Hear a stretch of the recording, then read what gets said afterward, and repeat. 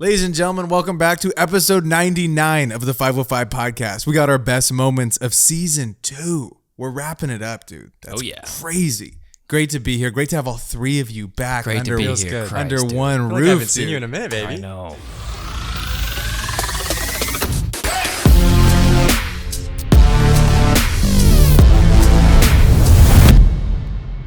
Dude, you were in Chicago. Yep. Yeah, sorry, I just had I had to be careful. Is that your bad hand? This is a bad. It didn't hurt. That didn't hurt. I hit it good. It's because it's frozen. I just put it in like ice. For I the last knucked hour. that solid. I can feel it on my knuckle still. I'm sorry. The cold. It looks like you have a straight up boulder in your right hand. It's feeling a little bit better. I can actually flatten it and close it today without it hurting. I can't believe it's been that bad. Yeah, it's terrible. Editing videos. Yeah, it's unbelievable. I wish it was a cooler story. I really do. Yeah, that's tough, dude. But you'll get past it, and then you can make a course about editing with one hand. Yeah, sustainable editing. At the Kobe game or at the statue game, right? We're there, and I'm trying to suck it up. I took 3 Advil. I'm like, you know what? I'm gonna be fine. I get over to the arena because the night before it was hurting me, and I woke up and it was all swelled up. The whole road trip when we were gone for 2 weeks, it was kind of like tender. I was like, this isn't something like I really need to worry about. And then when I woke up at that game, I was like, oh shit, like I'm in trouble. Got to the game.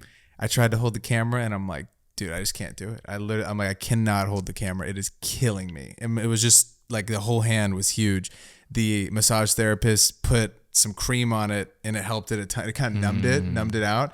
But I edited videos with one hand. The whole, really? I was just cooking. Lefty. Off hand. Fucking southpaw, off hand, dude. That was Braden's flu game. Yeah. That was my flu game. That was my flu game. Yeah, dude. Dude. Oh, wait. We got to get the one-handed crack presented by Leisure Hydration. Okay, what do you got for me? Here, lefty. Oh, man. Dude, that's hard. I'm switch. This sad, dude. This is bullshit, dude. I started on the table. Let me restart. Okay, go.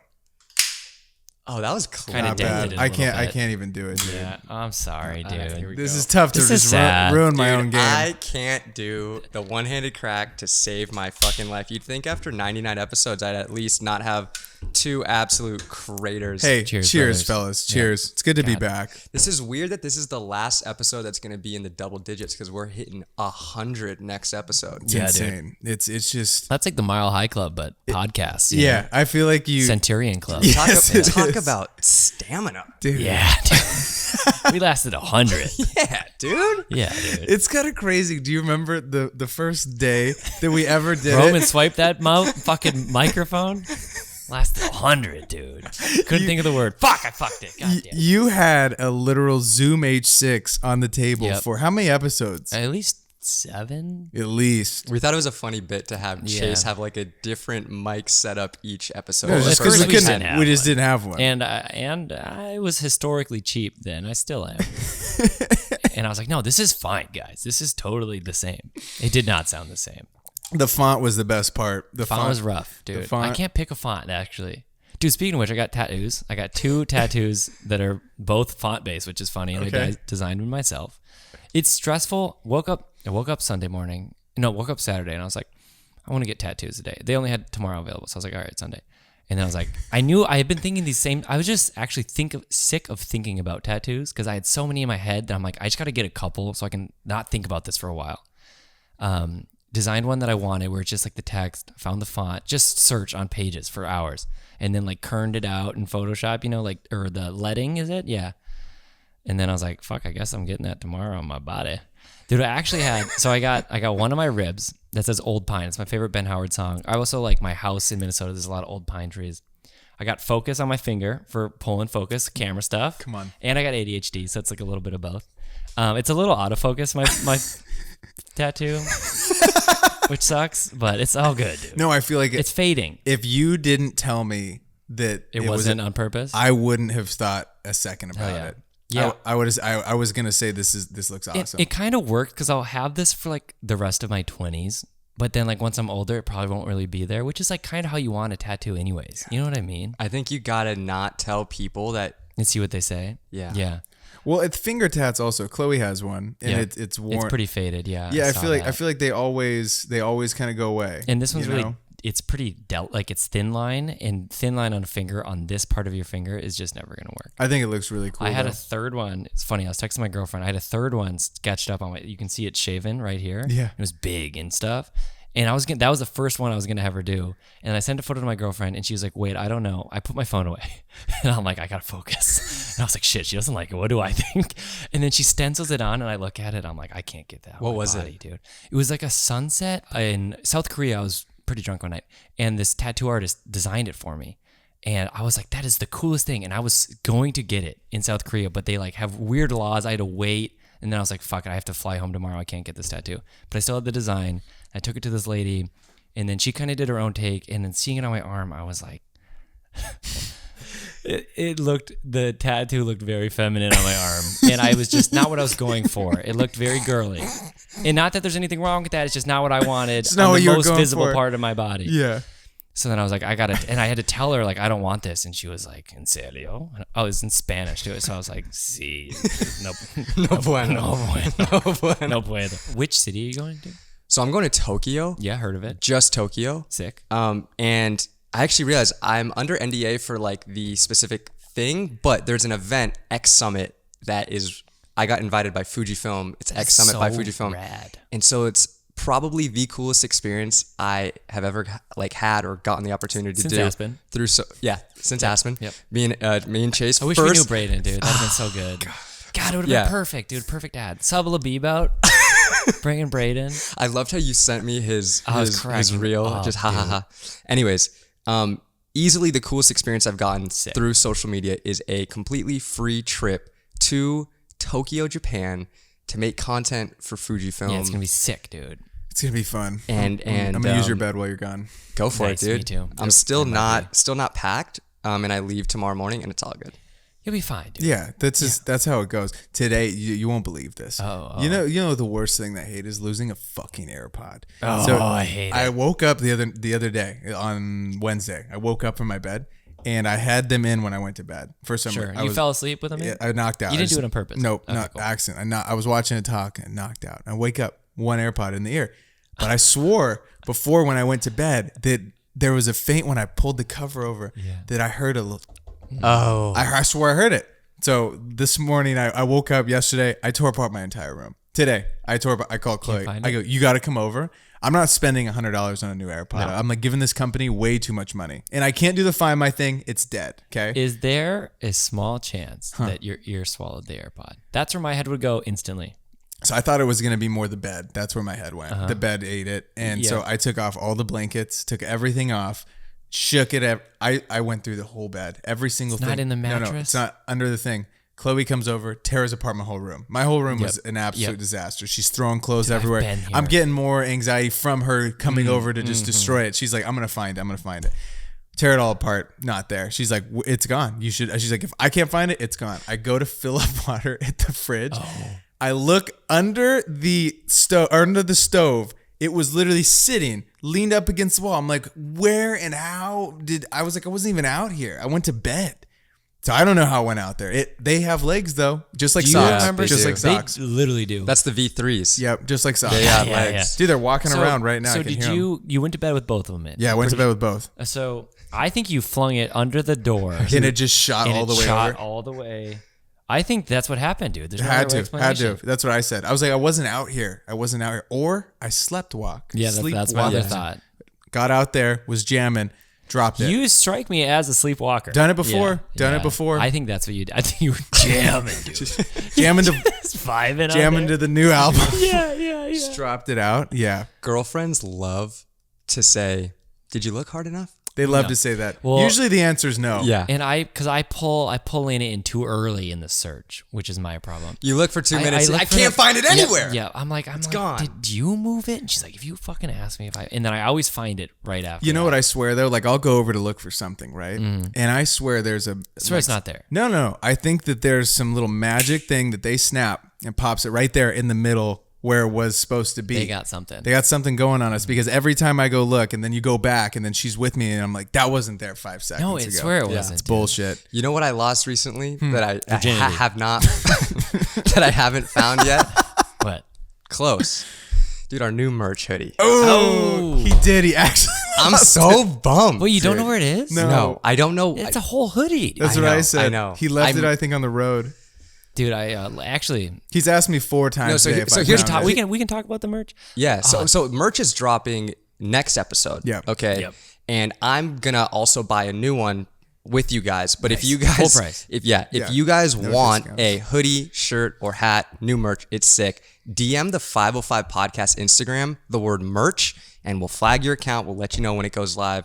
Maybe send you a little discount. You will be the first to know Yeah. when it goes live if you DM us the word merch. Dude, Tell me. here's the thing. So my girlfriend, very critical, especially about clothes. Okay. Especially about things that I do, which I know I like. Like she's very blunt about stuff, like honest. And she tries on the sweatshirt and she's like, you know what? The sweatshirt is really fucking cool. And I was like, I know. And she's like, it's so comfortable. And she's like, God, it's a really cool sweatshirt. She's looking at herself in the mirror. I didn't see that coming. I didn't think she'd say that. She doesn't say stuff like that. So fucking little plug. That's a genuine plug. This is a hoodie your girlfriend, boyfriend is going to yeah. steal. They're going to want to You steal know, this she one. said, she says, I want this, but I want even bigger. Oh. I'm pretty sure I got like the XL. She must have like the XL. Girls love the like the double XL. ginormous. Speaking of, God, my She's girlfriend's- calling you. She's wanna like, put give your me the phone- you XL. wanna It put your is on phone- Do Not Dude. No, you got to put it on that, dude. She's saying, give me the XL. Yeah. Yeah. You know where I think I might have left it was at the Forum because I recently got to shoot there. I felt like Fig. Okay, it was really cool. Was that a transition, or did you think he actually lost it there? No, I might have because I wore it. I wore But it you there, did. and You didn't wear it you home? wore it there. Ooh, I wonder where it is. Oh, dude, yeah, it's at the Forum. It's either at the Forum or the Shrine. There's So a here's the rock thing. that has that hoodie that's like this. This was left, dude. He's like, I'm not telling. Game I'm- worn. Game worn. I'm not telling shit. Game I'm worn. not saying it. I wouldn't say anything. If, No. Okay, if you found that hoodie, I wouldn't say No, shit. no. Oh, yeah, I'm keeping that. I'm dude. keeping that. He's just a local creator. He's like, I'll fucking not support this one, but In like a week, he'll be like, oh, all the But dude, I'm telling you, I've looked in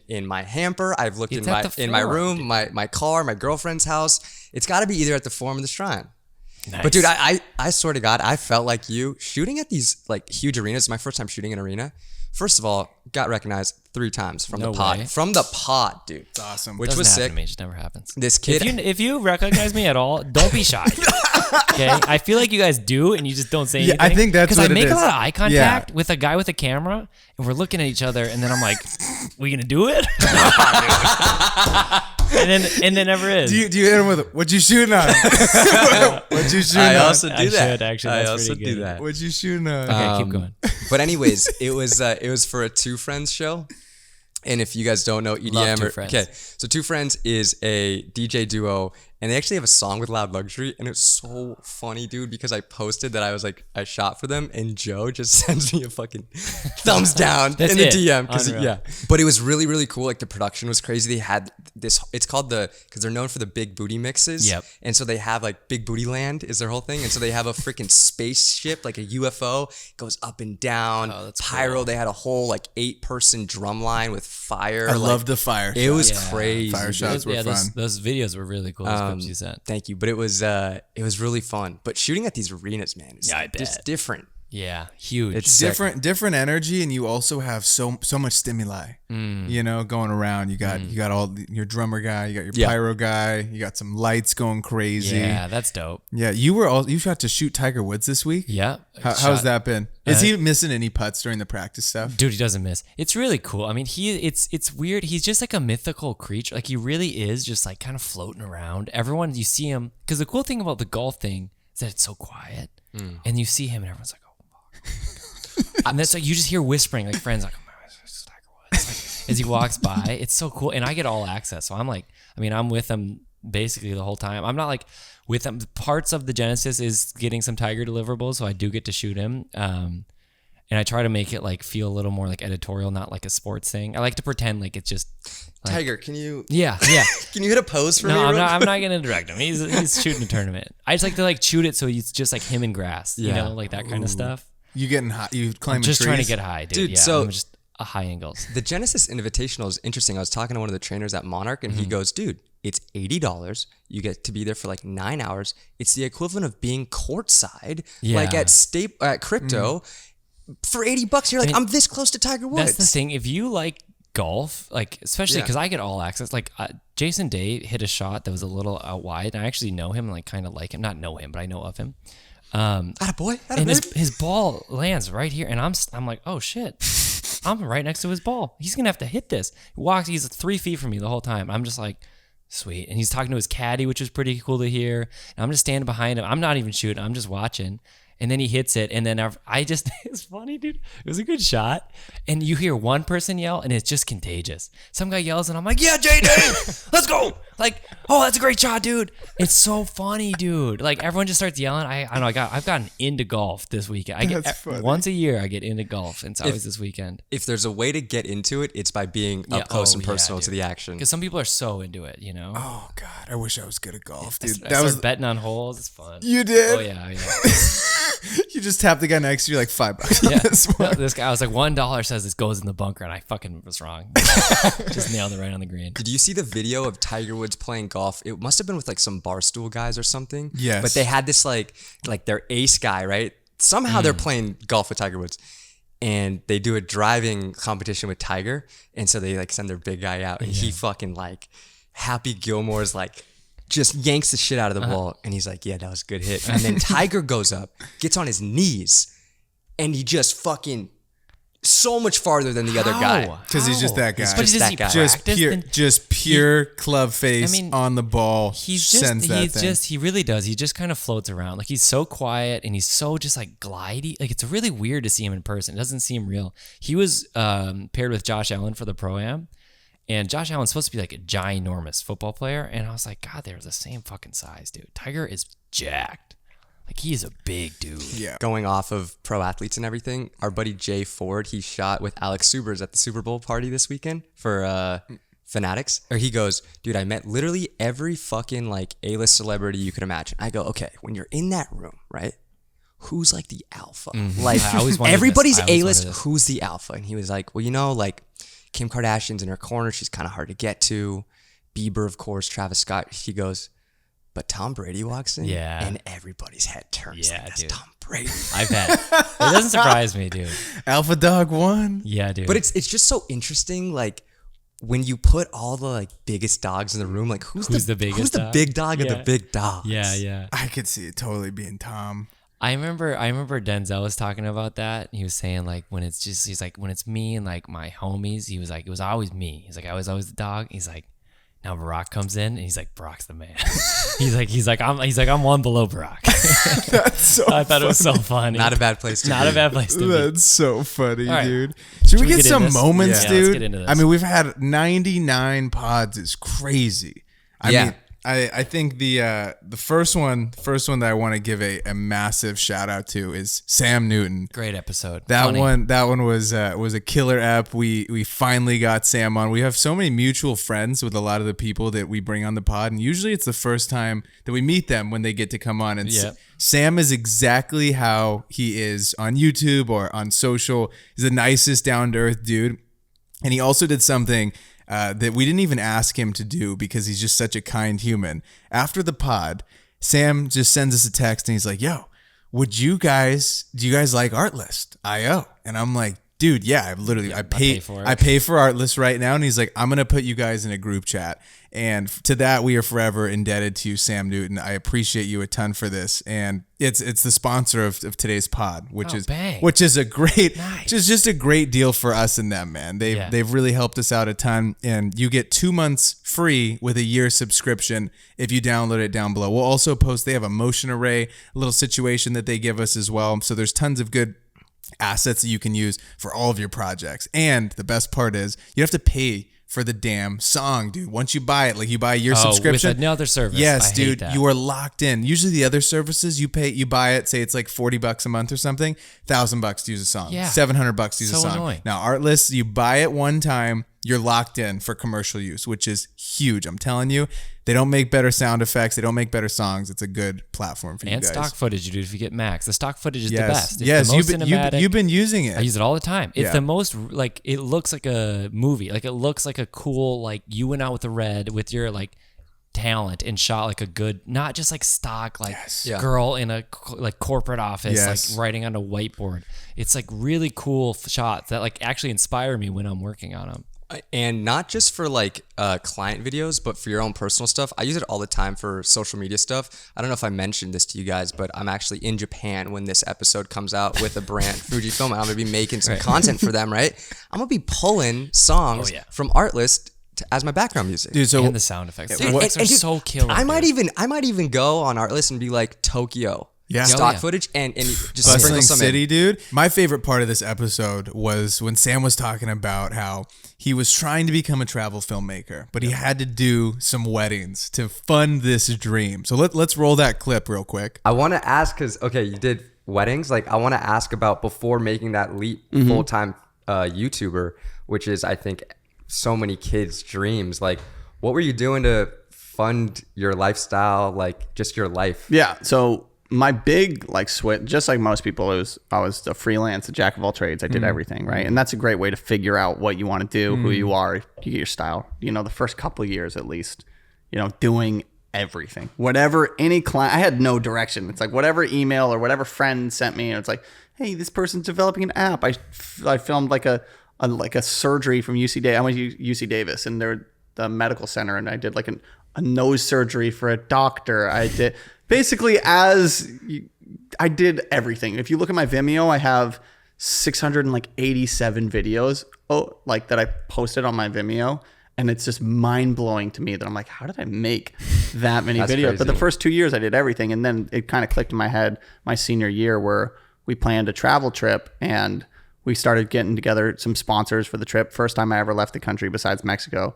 And we got like 3 sponsors after emailing like 1,000 companies. And these 3 sponsors, we got the European Rail System, we got Wombat City Hostel, and we got this clothing company called Collab, which is like a weed clothing brand. And they were the only ones that paid us $500, and then we got a free place to stay and free travel with the train. And then this is when I sucked, but it clicked in my mind. I'm like, this is possible. Exactly. And that's when I made that really hard. I'm like, okay, well, if I'm going to do it, I have to do it. But it's not possible to live off $500 in travel. So I created I had a wedding business on the side that I never talked about. Like I didn't brand, like none of my friends had. It was like a separate brand name, and weddings, it's just super easy, great money, and you do one good wedding and that books. You don't have to advertise yourself. No, it's just you do one good wedding and they have 10 other friends getting married. And so I would charge like $3,000 a wedding, and do, I don't know, 10 weddings in a summer, make a good amount of money, and then go travel for 3 months, and no one ever knew about the weddings, and they just thought I was a travel filmmaker. And then slowly, it's just as important to convince yourself as it is to convince the world. Like, I'm like, yeah, I'm a travel filmmaker. I'm a travel filmmaker. And then now everybody in the world just sees me as a travel filmmaker, and all my friends from back home, like, damn, Sam's really doing this. And then in their mind, it's like, you don't have to try to fake it. It's like, oh, this is what he does. This is who he is. And then, if anything comes up to the people that do follow, you're like, oh, we need someone in the travel space. You're like, immediately like, I know a guy, Sam, he's a travel filmmaker. He always talks about, instead of, if you want to be a travel filmmaker and then you do 15 other things, then you're not really, then you maybe have one travel film. And that's like the biggest thing. You can never be a music video director if you don't direct music videos. You can never be a travel filmmaker if you don't make travel films. You can never be, you have to make something, whether it's a spec ad, passion project for free.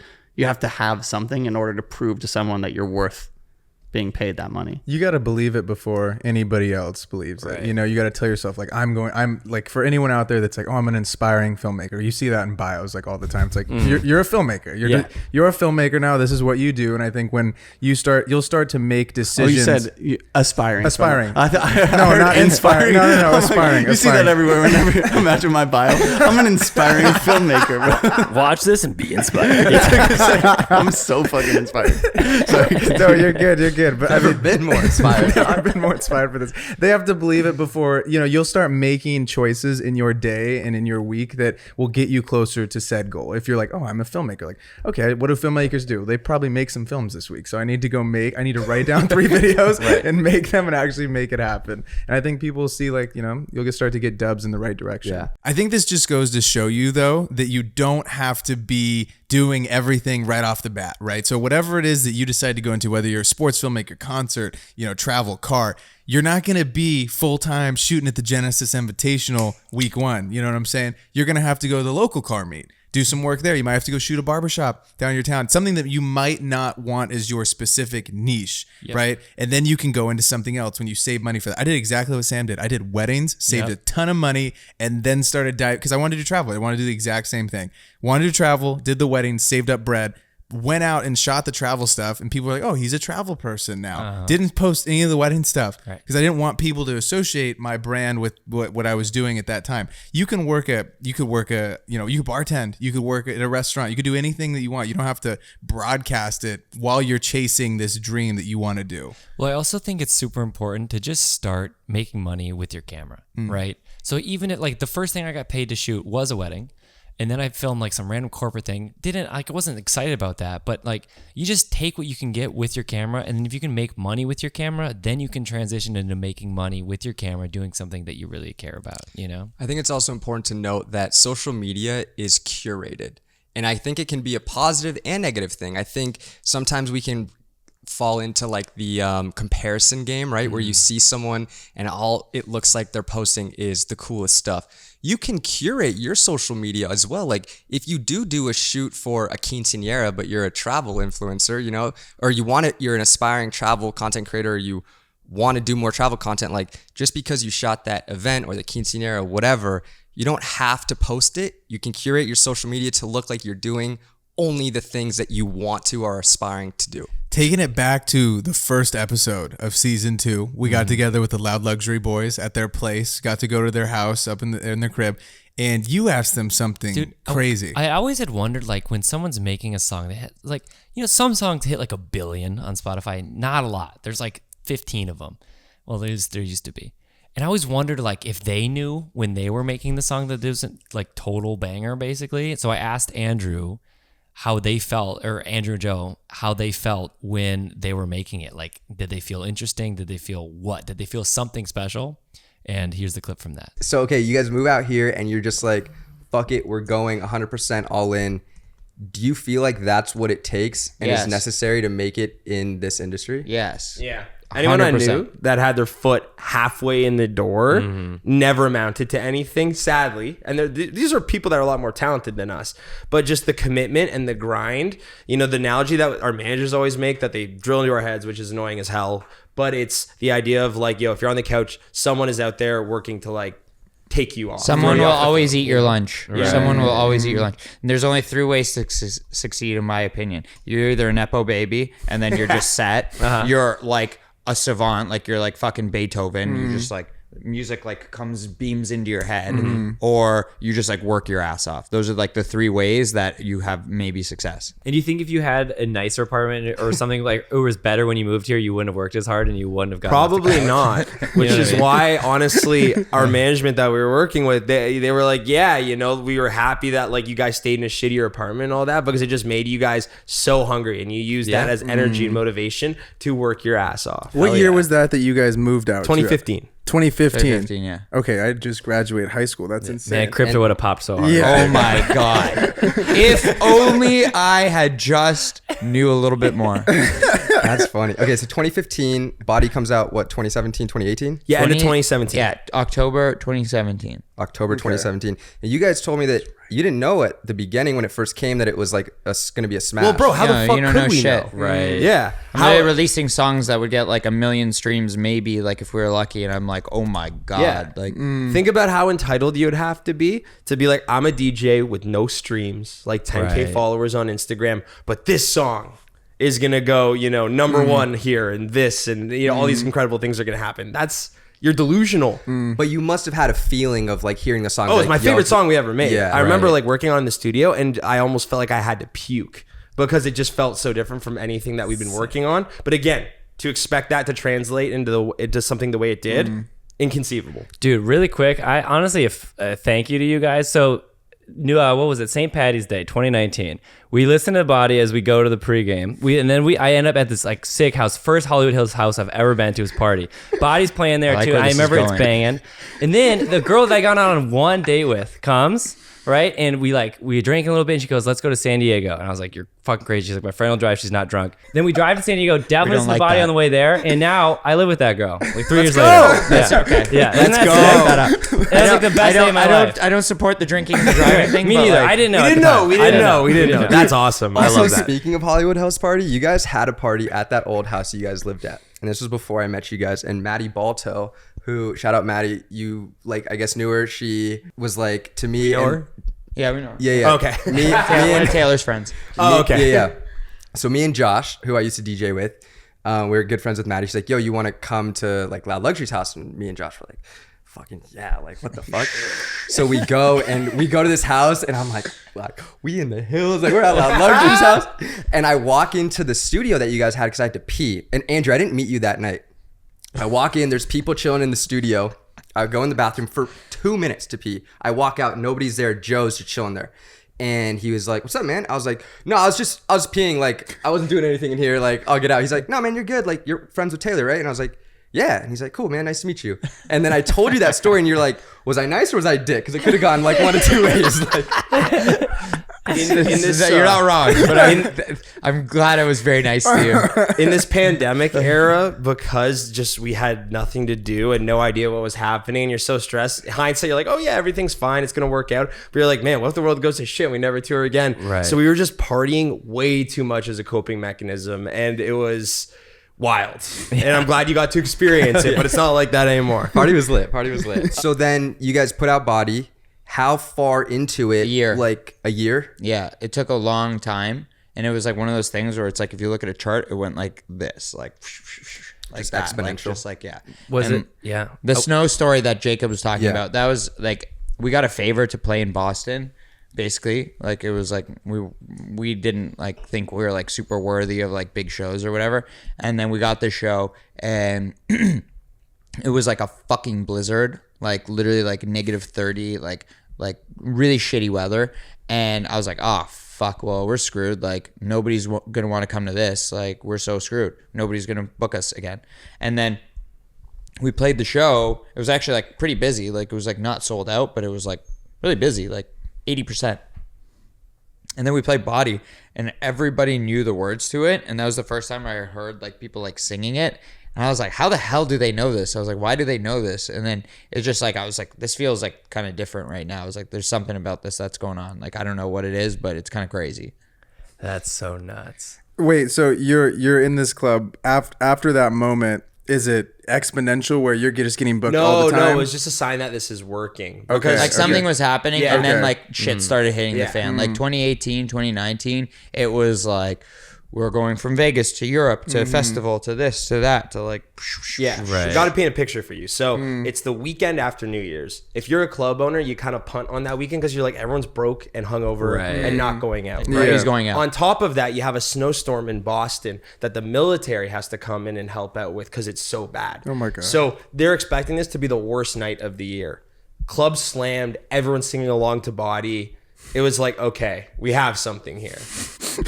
Was it That's sick. like, okay, so when this is all going down, right? You guys are starting to go on, like, is it just exponential though after after the 4 months after you guys are doing it, you're going to just a ton of different shows now? Like, what was that like on your bodies and just like mentally having to just ramp up into this, right? So like It's like a you're snowball. You're playing one-off shows, and they're like, hey, you guys are going 16 shows in the next 2 weeks. You're like, wait, what? Like, Yeah, I still don't get used to it, but it's Really? like it's like a snowball rolling down the hill. Like all of a sudden, it's like kind of small, and then it starts getting like crazy. I'm still waiting to have that same feeling from like a video that I make. Haven't had that yet. Sure. We've been close. I've been like, am I gonna throw up right now? Like, sick shot. Yeah. But I will just say, man, like being on tour with them for a year and a half, and I listen to that song a lot, like twice a night, every week, like twice a show, every show, and it hit every fucking time. I was like, dude, there's no mistake that this song has 1 billion streams. Like, it's a banger. And I just don't think there's any denying that. Shortly after we put out that episode, though, I did end up like parting ways with them, which was a really tough decision, just because that was like one of the coolest opportunities I've gotten. And me and Chase had talked about it for years. We were like, dude, how cool would it be to tour with an artist? And I got to like check that off my bucket list, and then ended up, doing that for a year and a half, parting ways with them. We put out an episode talking about, my experience with them. And I got really vulnerable on that episode. And I feel like you kind of forget how many people listen to the podcast and what effect you can have on people just by, talking and being vulnerable. And the response that I got from that episode was pretty surreal. The amount of people that reached out to me and were like, I've been going through the same thing, or I had no idea you were going through that, made me feel really good. And it made me feel like, how cool do we how cool is it that we have a community that we can just talk about these things with, and you never know who's listening, you never know who you can inspire. But yeah, just shout out to you guys for all the messages you guys sent me after that episode. That was one of my Cheers favorite. to Rock Nation. Yeah, dude. man. Cheers to Rock Nation. But yeah, that was one of my personal favorite episodes just because of how personal it was to me. Hell yeah, dude. Dude, the next one is absolutely insane, and I don't know what I would have done if this was wild. If this happened to me, I think Which it could, dude. Oh, this could totally. This could Surprised totally. it hasn't. I think about all the drives that I've just shuttled back and forth. This is an editor's worst nightmare from the Sam Cahill pod. Before we even had we knew where the film was gonna go or how to buy her for the film before it was going to Hulu or whatever. I was just editing it by myself in my bedroom, or I moved my studio from my bedroom to the kitchen table, and it was this big, like a glass table in the middle of everything. And then my friend had 3 cats at the house, and one of his friends brought a dog over, and the cats had never seen a dog, and I guess this dog had never seen cats before, and they just fucking started going crazy around the house, and all of them got chased where all the cables were under the computer. And I had this whole server with 68 terabytes of footage wired up to it, and they ripped everything out. So everything goes black. I turned the computer back on, and every project file was corrupted. And I'm sitting there shitting my pants. It's an hour and a half long at this point. And I was bro, I had my friend Dante sitting to the right of me. I'm looking up, bro, Kel's gonna kill me, dog. I think I just lost everything. So bro, the only thing that saved it was I had made 3 or 4 copies of the same project the day before to the desktop, another drive. All the drives were boofed though. The only thing that worked was that one desktop file. Shut up. I was All the drives are corrupted. Yeah. And all then the project Did the files, footage come back though? The footage was. Yeah. Oh. Yeah. Okay, All so that just the was good. project files But were corrupted. still. That's But it was insane. you couldn't go into Premiere and fix nothing. It's just error loading this file. No way. Sorry. Oh my Fuck that, Wait, dude. did he ever know about this, or did you open the desktop and oh, we're good? Everything. I don't even have to tell know him. if he knows about it. We won't tell him. Brady, you gotta watch out with the new dog, my friend. I think that's Yeah, every seriously. filmmaker's literally worst nightmare. Oh my But god. you gotta make copies. Yeah, you gotta make copies, 4 of them at least. Backup hard drives, all that stuff. Yeah. Oh my. How many terabytes worth of footage did you have? For the whole documentary, Yeah. I think it was around 74 terabytes. What would you do if your dog did this? I'm putting the dog down. Right? Call PETA, dude. Can't happen again. No, yeah. It's not gonna happen Yeah, again. you're getting a bunny. No, just kidding. I don't know what. I think I would just have to really duct tape. I'd really duct tape the drive into the laptop. Actually, really quick sidebar. Okay. I saw today it looked like an SD card. It's thicker than an SD card. It fits into the Mac SD slot. 1 terabyte hard drive. Whoa, back up. Yeah. You Look can use it like a T7, Look just like an SD. and you plug it into the SD port, so it's basically flush. Can I be honest? Yeah. You and me are losing that thing. Yeah, for sure. We're You're right. We're You know what? losing that You're thing. right. You know what? The You're right. T7's a little harder to use or You lose. lose, You yeah. you see it. It's like a big You're thing. so fucking right. I would. dude. I'm not buying. I it. would 100% lose that thing. Yeah. It's cool because it's flush to your computer, but you have an external 1 terabyte hard drive. I think it's sick. Great concept. But it's like the Apple TV remote. It was Too made for losable. kids without ADD. Yeah, You yeah. know, I'm leaving. Ghostus could get one. Yeah. He'd But he leave it lost at the leave it at the sweatshirt. Yeah, forum, he'd leave it at the dude. forum, He'd for leave it at the forum. I'm really good at not losing the small things. It's the big things like Yeah. the hoodie. the big things. He lost that. But I mean, if he had that SD thing in his computer, the dog probably wouldn't have ripped it out and wouldn't have corrupted it. I can't believe he edited the whole MGK dog, dude. It's crazy. The fact that he even made it out though without that thing just corrupting and dying is crazy. Yeah. I just think it's funny because sometimes you'll fuck up the audio and you're do I tell the client? Right? And sometimes you're just fuck it. I'm just going to send the video. And if they say something, then we'll cross that bridge. And you're oh, I'm probably going to get fired. And I got to tell him that I lost his whole doc. And we're going to have to Gonna get sued. re-edit it. Maybe even have lost the... Oh my God.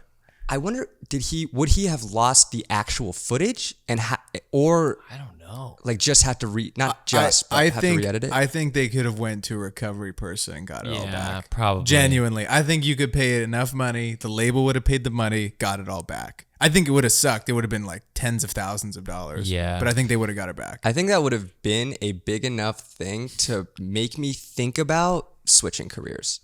Sure. Like if I wasn't you know able to it's not recover for it, me. if I wasn't able to recover it, be like, hang the towel, hang the towel. Yeah, it's Yeah. not bad actually. That's insane, dude. I can't Just believe that happened. brutal. The next one is Yeah. absolutely insane. It was our buddy Lo. Oh, yeah. This is an Good episode that episode. you and Yeah, I Rock and did. Pac. You and I did. Yeehaw. So Lo came upstairs and he let us know that he was, I believe, 18 years old. He had just graduated. Still is like 12. He's like 19. I think he's 19. He just graduated high school. And he told his parents, they're like, you got to go to school. You can't become a gamer. You can't become a streamer, right? He's like, I'm going to go to UNLV, mom and dad. And they're like, okay, yeah, sounds good, dude. We'll let Lo let you know what he did. Yeah. Since I've been doing this out of high school, I haven't had a 9 to 5, or I didn't go to college. I actually lied to my parents about going to college. Really? But yeah. So, How did that go?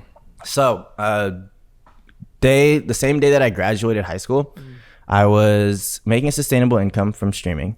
But the thing with making money from streaming is that that's money from your audience, right? And that's not like sponsors. That's not ad revenue from YouTube, which is a little bit better, but not exactly the same. Oh, this is just like gifting. Yeah, well, so how it works with streaming is your audience will subscribe. So following is like subscribing on YouTube, but subscribing tier 1 is they pay you $5. You get like half of that. Twitch is fleecing all of us. We've heard. Yeah. But that's why the kick thing is big right now. Okay, got it. But so yeah, so that's kind of how you make money on Twitch. You get ad revenue on Twitch too, but it's not as much as YouTube because again they're fleecing you. But I think at that time I maybe had like 2,000 to 2,500 subs on Twitch, and then you also get like donated money, donated bits, all those things. And I think it's a sustainable source of income from that. And basically my parents really wanted me to go to school. Like, I completely understand it.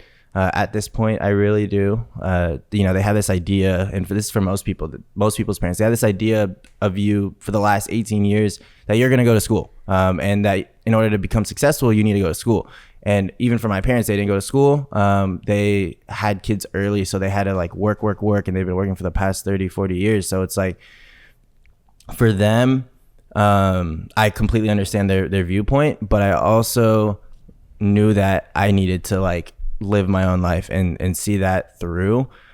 So in order for me to move out with my parents' support, because that was like important to me, because it was kind of weird because while they wanted me to go to college, they supported me 100% in what I wanted to do. So it was like kind of contradicting, but they're the type of people that thought and think that I can do both. Like, you can go to college and you can become a full-time content creator, but there's a lot that comes with that it's not that simple, I think. Right.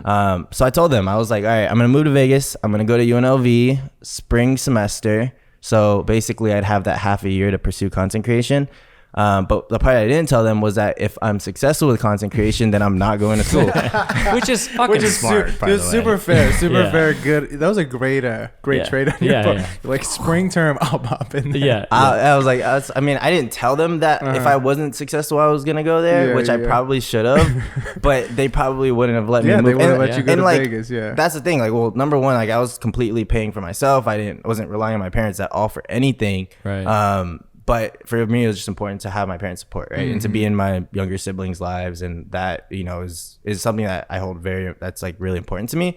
So like having that with pursuing, my career was, important for me to have both. So So you pop out to Vegas. Actually, like, were you living in Vegas for that for a half year, year? yeah, By for a whole yourself? year. Just, No. So I lived in a content house. Learned a fun. lot from that.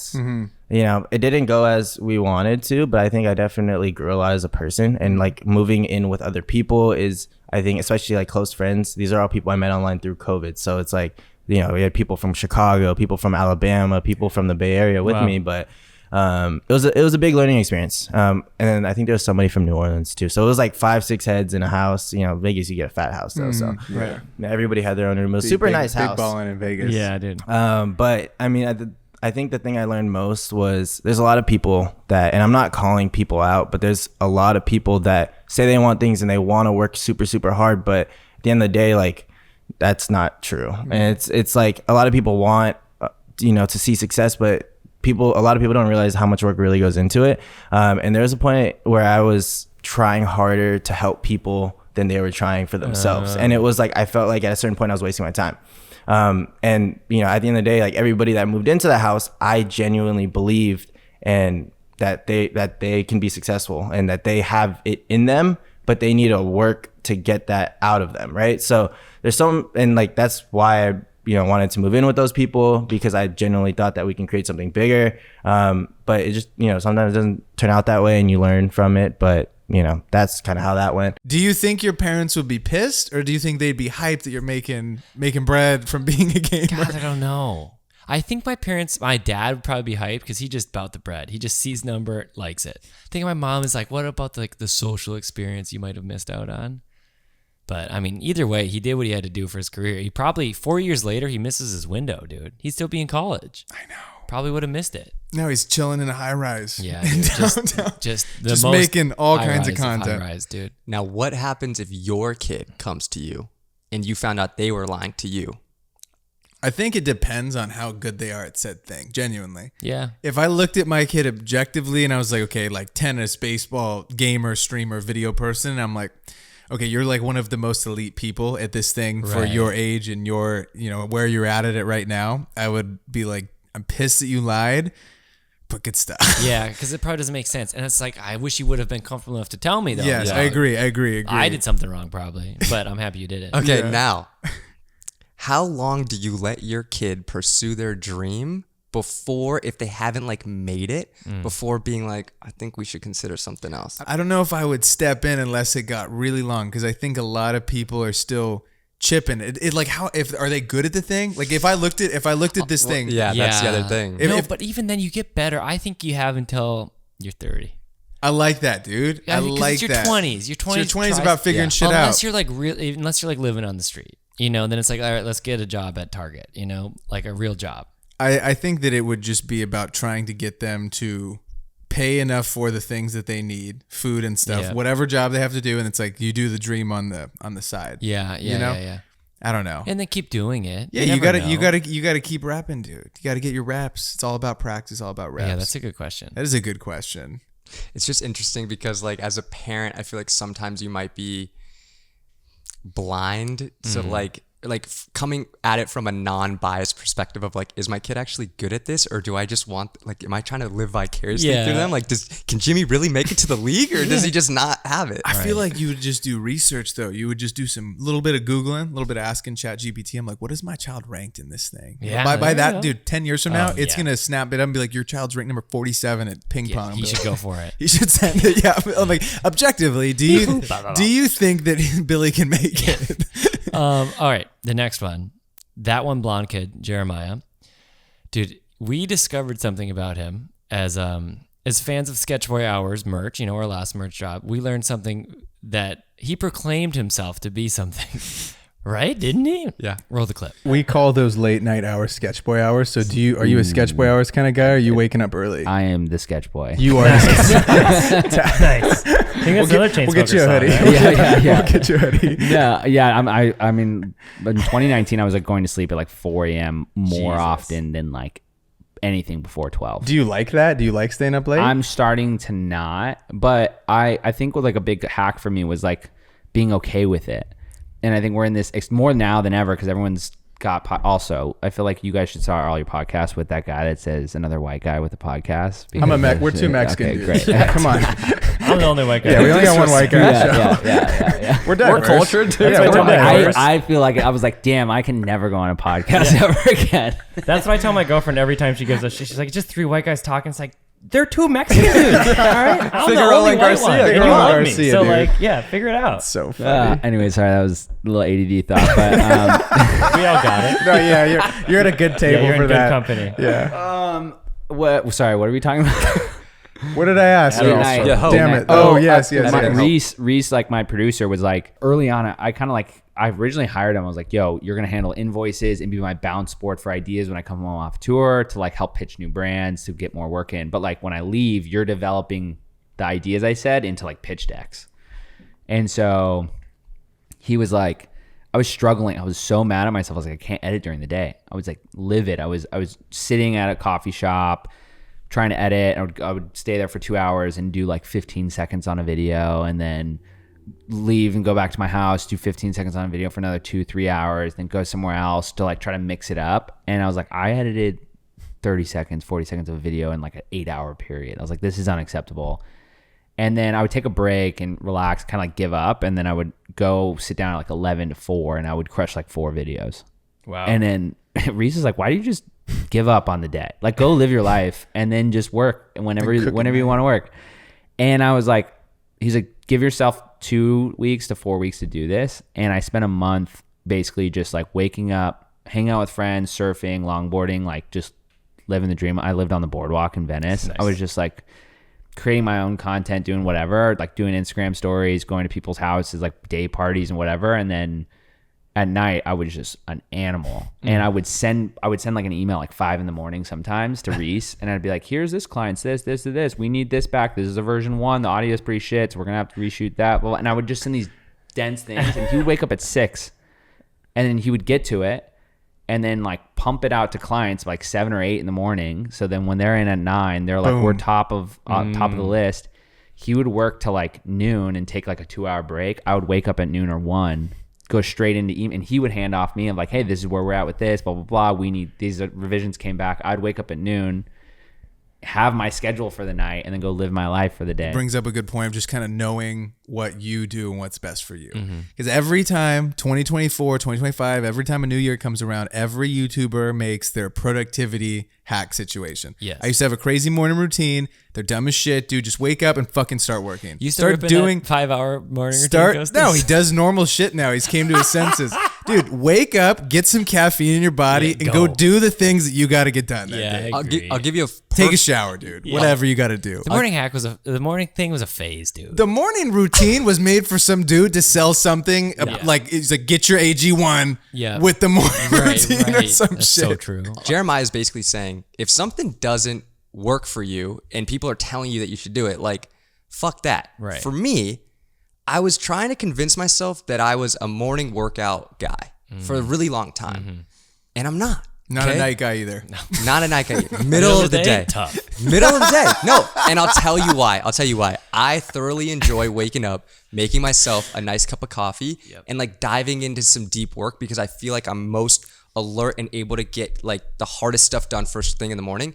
Then I don't get hungry until like 2 hours after I wake up. I'll get myself some food, and then at like 12 or 1, I feel like full, or I have some food in my system. Now I can go work out, and I did some level of hard work in the morning. Yep. And that works for me. And then he eats lunch at like 4:30 p.m. It's super random. And then dinner at 9. And that's all good. You got to know yourself. You got to know yourself. It's about knowing yourself, Exactly. dude.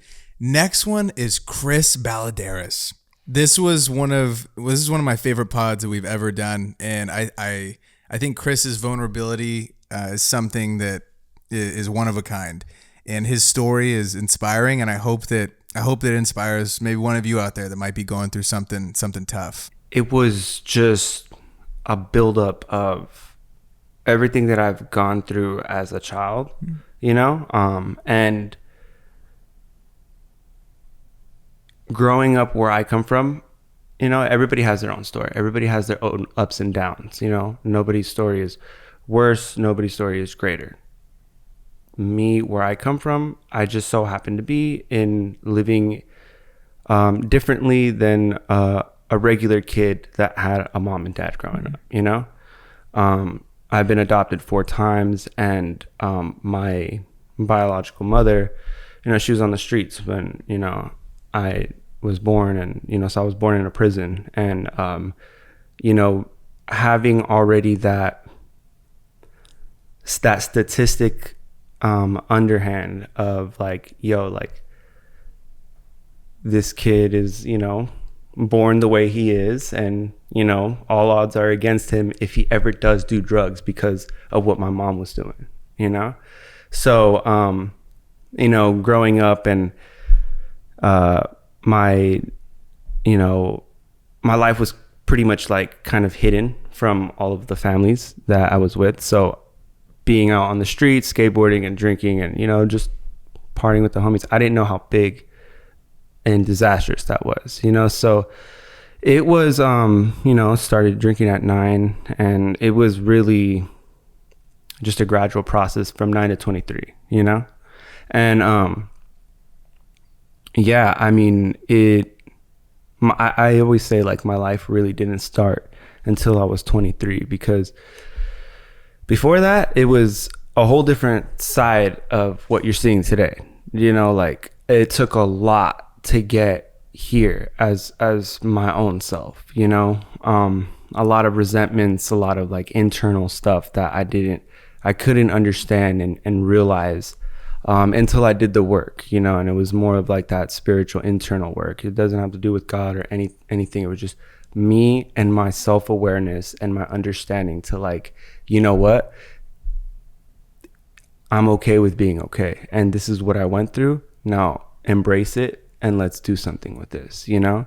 And you know, like I said, with the statistics, you know, jails, institution, and death is where I was headed. Okay.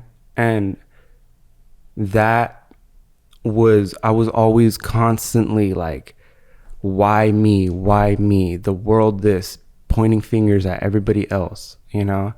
And that whole combination with resentment is like, it's a killer, dude, because that resentment is a full-time job and you take it everywhere you go, and you bring your own people around you that love you down, and you don't realize it because you're so selfish and you're so sucked into your own bubble.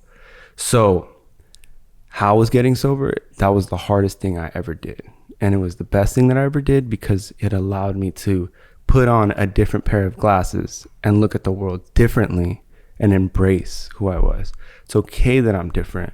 You know, as a kid, going and knocking on, you know, other people's doors and saying, hey, can your son play? You know, where's your parents? I don't know.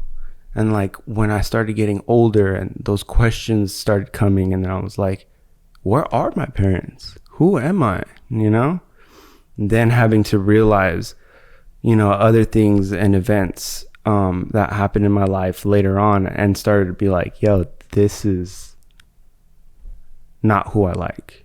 And you know, it took a long time for me to accept that. And yeah, like sobriety is a huge part of my life and my story. And so is drugs and alcohol. And, you know, I've been sober for coming on 6 years. Yeah. It's amazing. Yeah. Thank you for sharing that. Yeah. Yeah. And I picked up the camera in rehab because, you know, shout out to my wife. I've been with her since I was 13. Wow. And, you know, she got to see that whole process, you know, and we're 29 now. And I'm so thankful that I could say that I have a human being that I absolutely love unconditional, because I know what unconditional is, because I've been with her half of my lifetime, if you think about it, you know? Yeah. You're more. Yeah, more. Yeah. I've been with her more than half of my lifetime. Mm-hmm. We didn't have a perfect relationship. We split apart. We did our own thing. But the thing is that we did it. You know what I'm saying? Like, we're okay now. Yeah. And that, you know, she has helped me more than I can describe. You know, she's a trooper. You know, and because of my sobriety, like, I was able to not only give myself another chance at life, I gave this beautiful human being another chance at life, you know. And it feels good every day waking up, you know, like every day, like I get to wake up and I'll be like, I remember what I did last night. Dude, the dream, waking up next to her, it's, you know, it's like, it feels great. Yeah. And then when I have a bad day, I'm like, you know, I have a lot of bad days, you know, we all do. Yeah.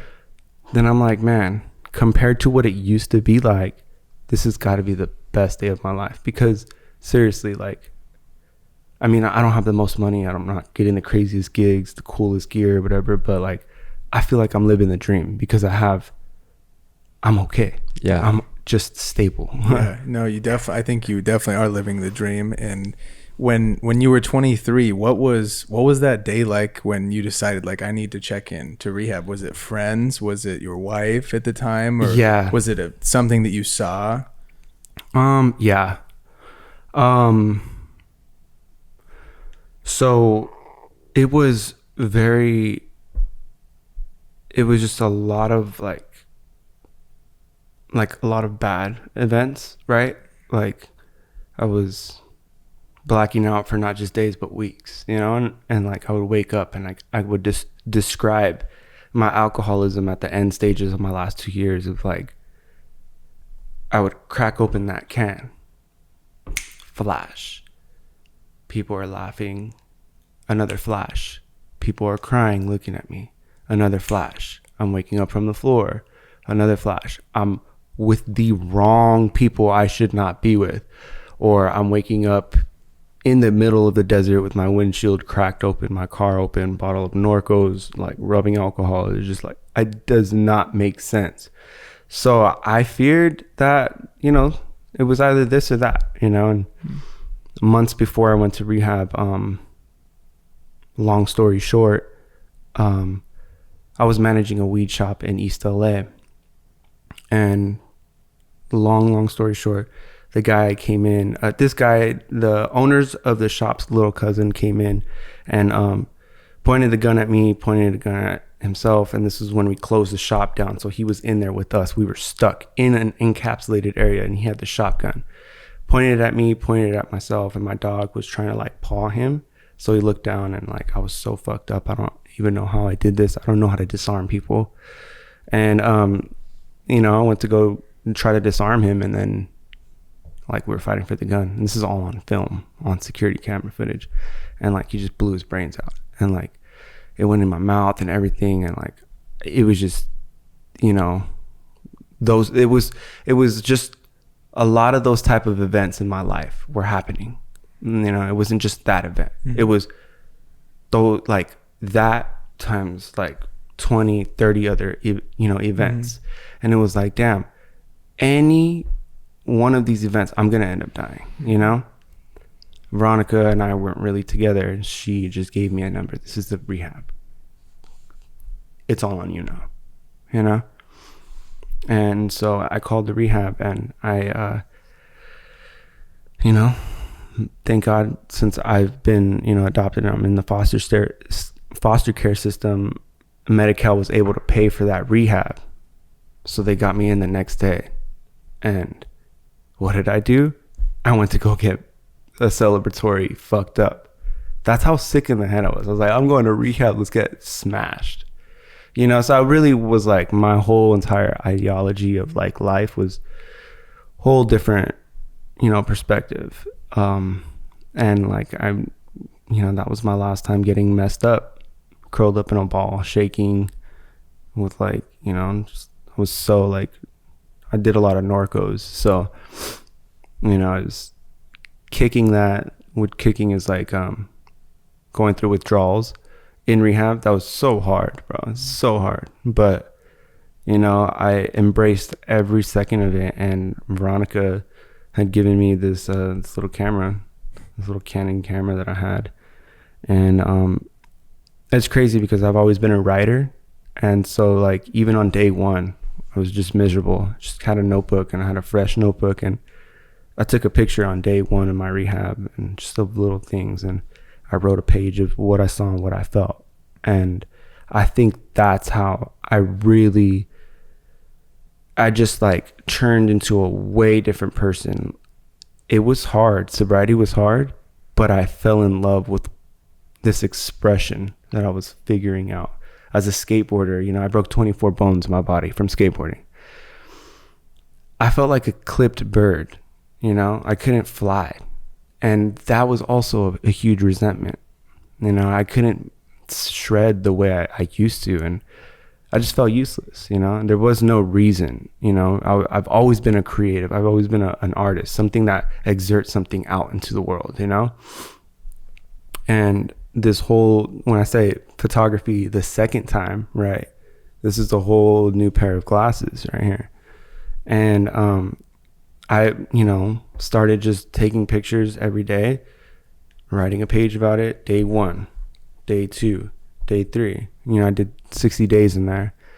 And there's a lot of ups and downs, you know. And I just remember getting my, like, you know, 30-day sobriety chip, and I was like, you know, I want to start a photography business one day.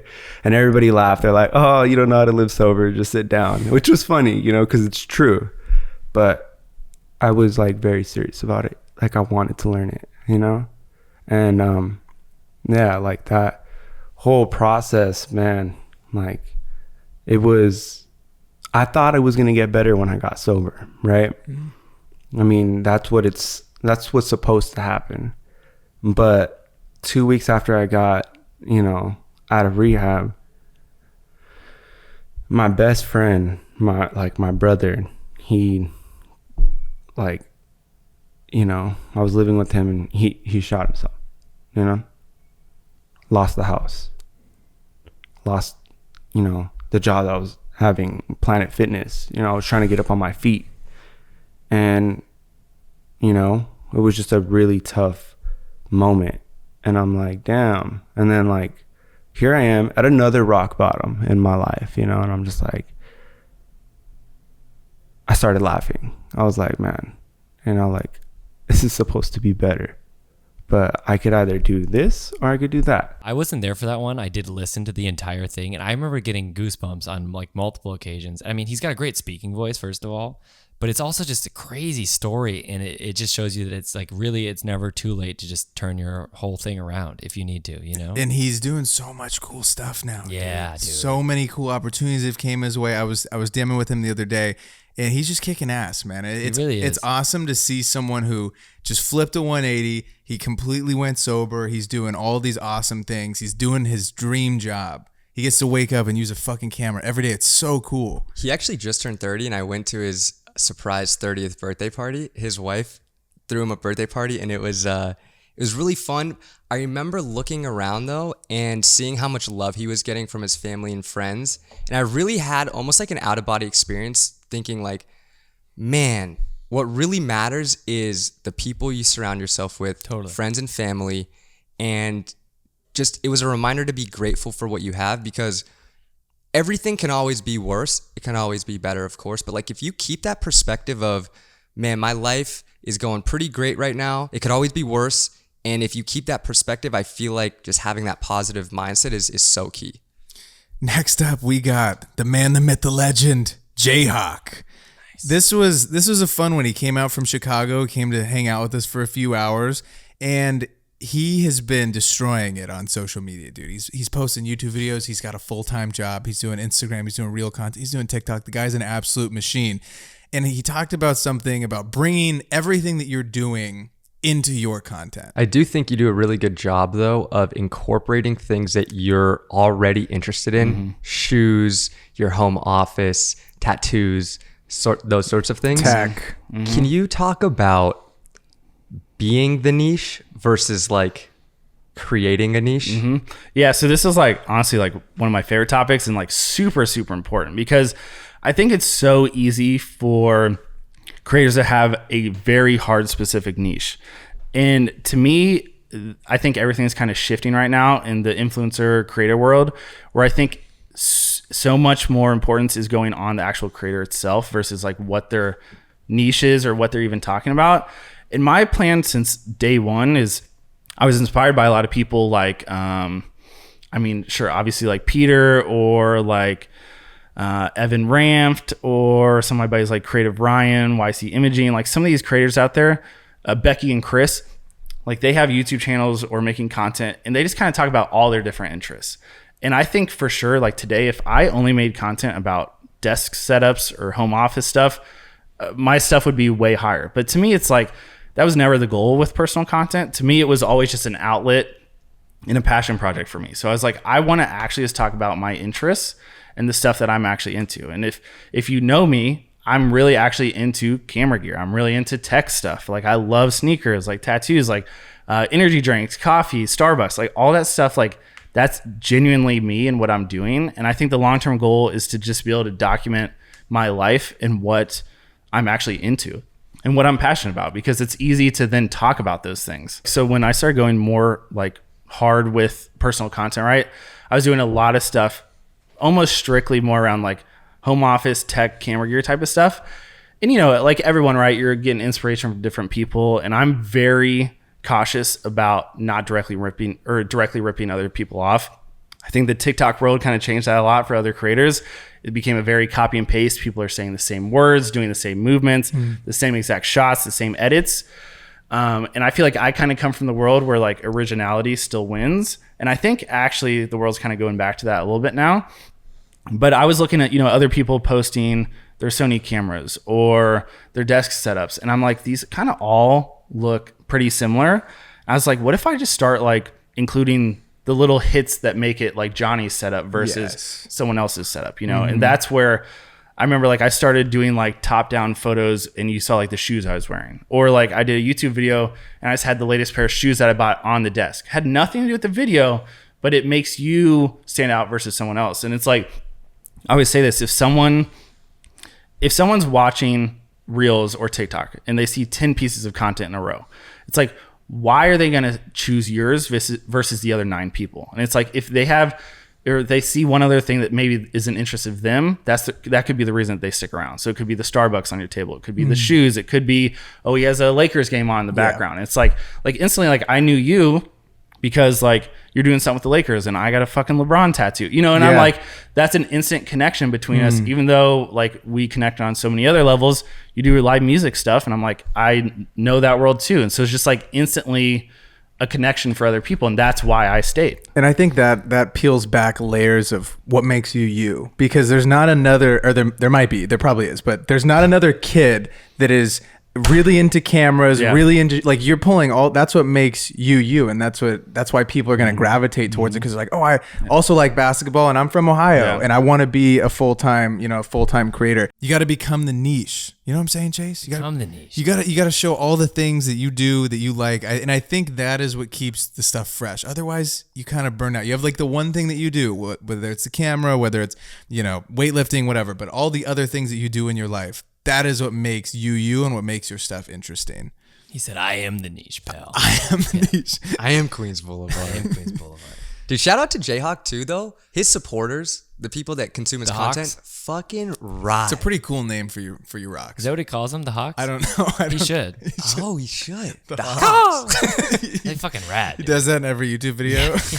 I will say though, man, just shout out to Jayhawk because he's balancing a full-time job and cranking out full YouTube videos and short-form content. It is nuts. His work ethic is very impressive. Next up, we got Jack Cook. It was really cool having Jack on for a second time. We got to learn from the Vlog King himself. He was telling us about his storytelling process. Let's roll that clip. Jack, give me number 2 on the list. Number 2 on the list is going to be world building. This is something that I think I actually discussed last time on the pod. Maybe at the end a little bit. But thinking of yourself and your content almost as a TV show. And the way that TV shows operate is they sort of build this world and they build these characters inside the world, and they have side characters. There's even like inanimate objects that can become characters. There can be like inside jokes, like the conflict that you guys have in your content. Like that's a great inside joke that people would only understand if they watch your stuff. It's not a joke. I don't know why you're saying it's an inside joke, but no, yes, it's a 100%. Yeah. You have to be in on it though to understand the conflict. And so I think it's it's so funny because someone recognized Braden at the fair, right? Fair, yeah, that was the fair. But he didn't come up to me. Like I got a DM after, and I was so pissed because I was like, dude, Chloe, I would have loved this, dude. This would have been awesome. But he was like, yo, you're actually like pretty big in person. Like, I don't know what Kostas is saying. I was like, thanks, man. That's like the nicest thing anyone's ever said. Wow, that was some good reassurance. Oh my gosh, yeah, it was so funny. I was like, God, I wish Chloe would have. If it would have said that in front of Chloe, like, he's actually way bigger in person. I'm like, I would have just melted to the floor. That's amazing. Sorry to cut you off. No, you're good. So I think like thinking of yourself as a TV show, you're the main character. Who are the other characters in your videos? Like, I think of you guys as characters in my videos, not friends. That was a joke. I don't think it landed. I was like, okay, I was like, what are we? Are we best friends? No. That did not land. No, it's okay. It went right past your head. Yeah, I was focused in. Okay, but I think of people in my life and how they can be like side characters almost in the content in a fun way.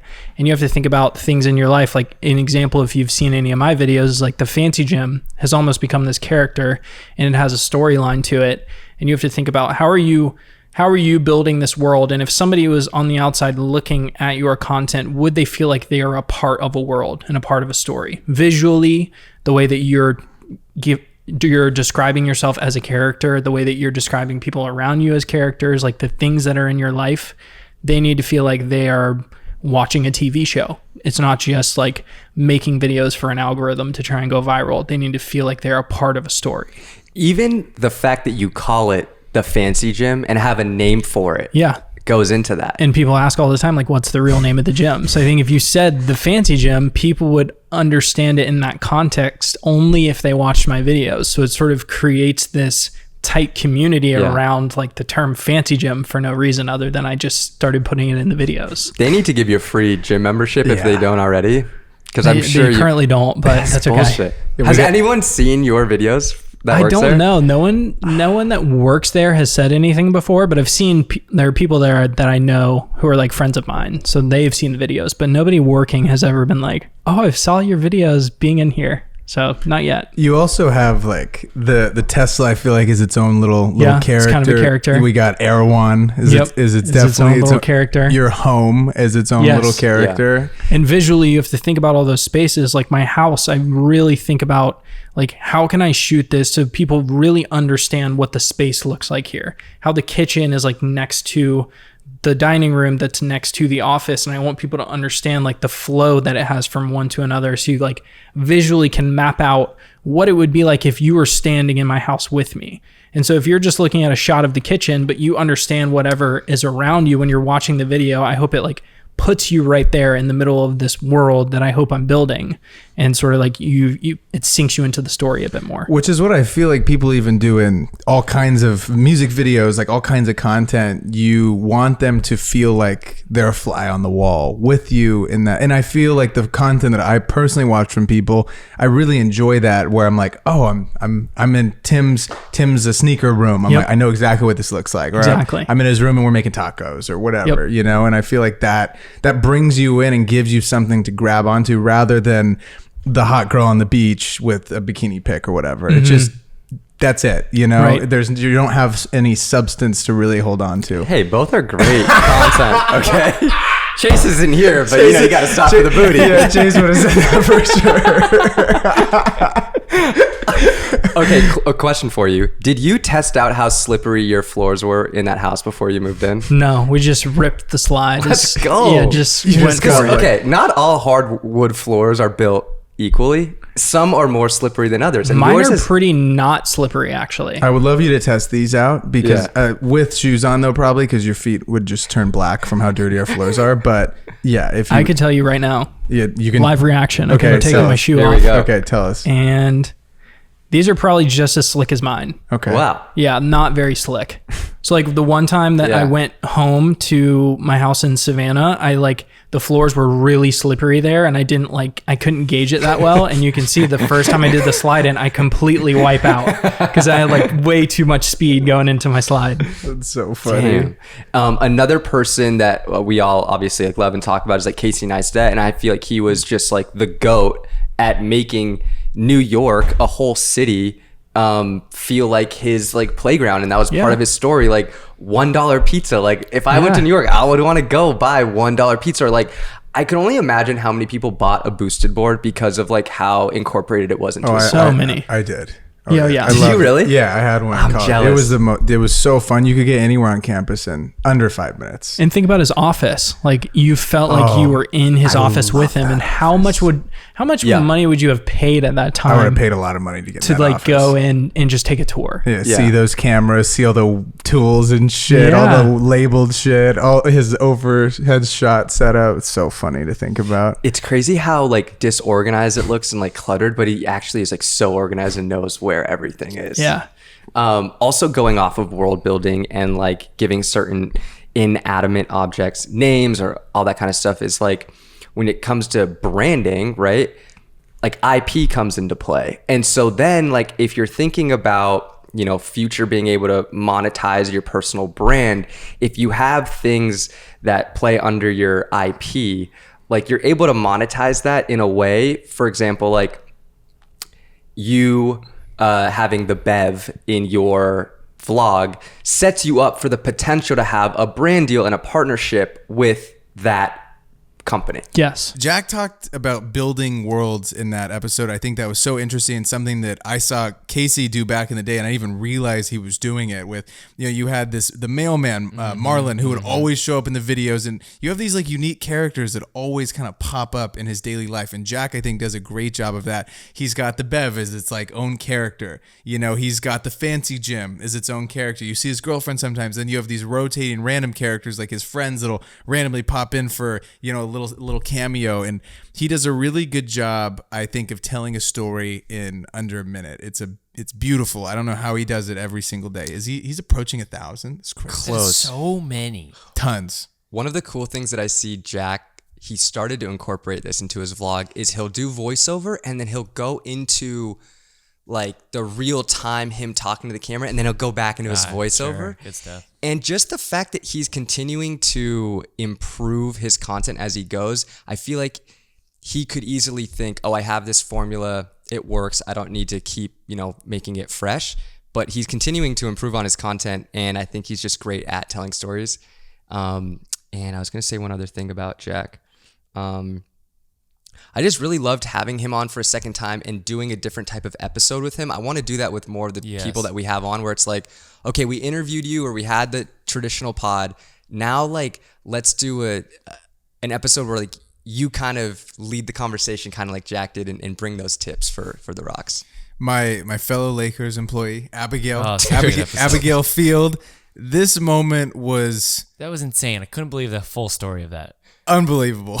Just roll the clip. It was in Boston, and obviously it was a foul, and they weren't playing the foul on the screen. So no one had evidence. Everyone was kind of like talking about the moment, but no one had any visuals to go with it. And I look at my camera, and I was with Rohan, and I was like, oh my gosh, like this is clear as day. Like what? But obviously I'm not like, it was a weird situation. And long story short, I showed someone who was not in the game, because I knew, like, I'm not going to show a player, I'm not going to show a coach, that's unprofessional. I showed someone who was not in the game. The person that was not in the game then told Patrick Beverly and was like, and then Pat was like, let me see your camera. And at that time it was a rental camera. So I was like, he's either going to show LeBron or show coach. That's like the first thing. And I'm not going to say no. I'm not going to say no. What are you going to do? Sure. No, Pat, you can't take my camera. I was like, yeah, look, because it's a foul. Yeah. He's like, let me see it. So he takes it. And then I'm like, I don't know what to do. So I'm just there. And then as soon as I turn around, gives him a tech. I thought it was his second tech of the game. So I thought he was thrown out of the game. Like everything escalated so fast. Like, oh my gosh. Because you're showing the ref right away, basically. Yeah, he grabbed it, went straight to the ref, and then like just straight technical, like gets thrown out. And then like I couldn't even like sit outside in the arena the rest of the game. My stomach was just like, you were just sick. No. And then I had our like some of my coworkers texted me and was like, you're okay, like you're all good, don't worry, you're a team player, like way to go, or like, just being really nice about it. And I was like, okay, I think I'm okay. Like, no one teaches you what to do in that scenario, and I tried to handle it my best, and it all worked out, I guess. Well, I don't think it's ever happened. No, I don't think, You're just trying to get a dub. That's the whole point of the team, is to win games, right? And you're just trying to help out win games. What were you shooting on when you got that shot? The R3. Okay. Oh. What lens?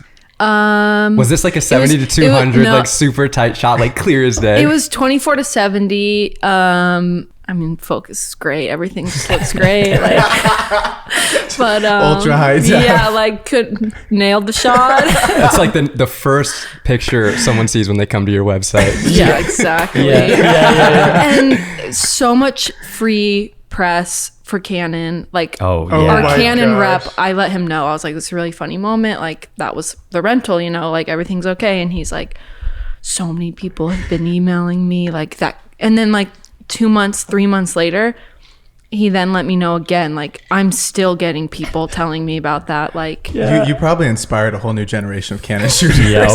Canon, yeah. Off the bat, the camera of the NBA. Yeah, seriously. That single play though would have stopped the foul. That if they would have rolled, if the NBA would have phoned in and been like, let's see that play, mean, she did her work. She did her job. Clear as day a foul. And hearing her tell that story was so Oh funny. my gosh, Pat grabbing the camera. She's so like, like kind and like innocent. And I was like, I just felt so bad for her. It was so epic. The best part is that you can see in the replay Abigail in the background, like Pat steals the camera and they're like, oh shit. Yeah. And it's like, yeah. damn up. He's like, oh god. That photo is so cool of him holding the fucking the meme is great. I bet Cannon was like, yes. Yeah, I know, dude. I just can't believe she has a handshake with LeBron.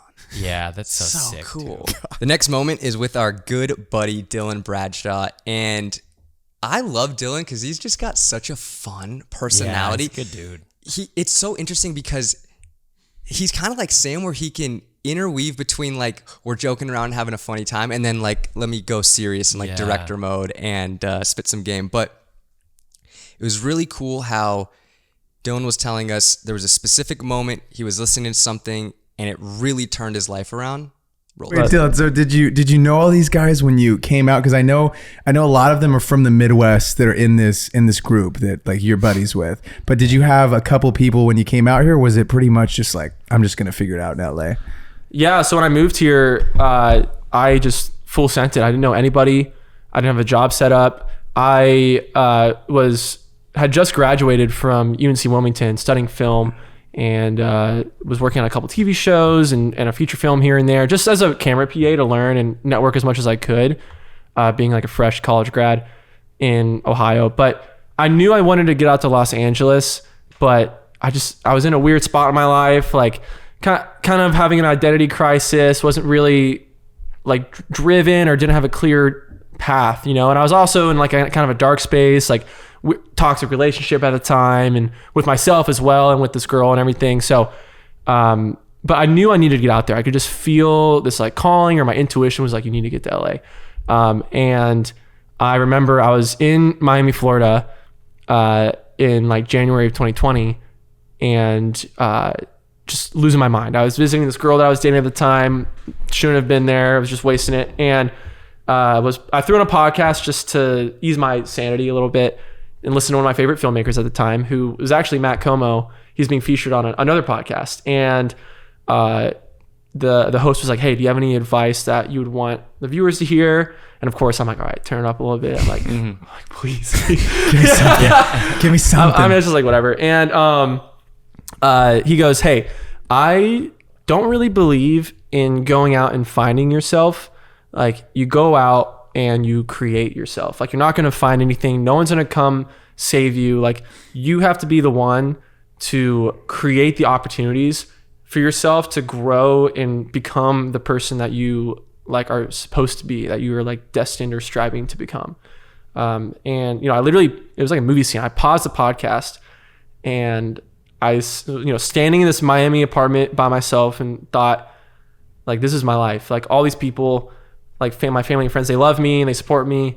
But at the end of the day, like, it all comes down to me and my relationship with myself and what actions I'm going to take to like make this change in my life. Like, I remember even telling my mom, I'm not happy. I don't like where I'm going with my life right now. I just I hate my life. Like, this isn't a woe is me story or anything. I have a great family and stuff, but I just felt so lost.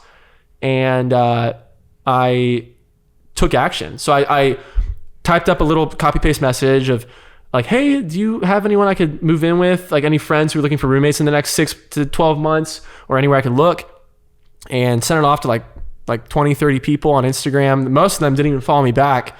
At the time, in Los Angeles and Atlanta and New York and Florida, anywhere that there was some sort of film industry. And, I sent it off and I was like, all right, let's see what happens. Set my phone down. And as soon as I set my phone down, it pings. And I was like, okay, pick it up. And this young filmmaker who I looked up to for quite a while, we DM'd a little bit back and forth. And I loved his work. His name was Mitchell Mullins. He hit me up immediately and went, hey man, you just messaged me at the perfect time.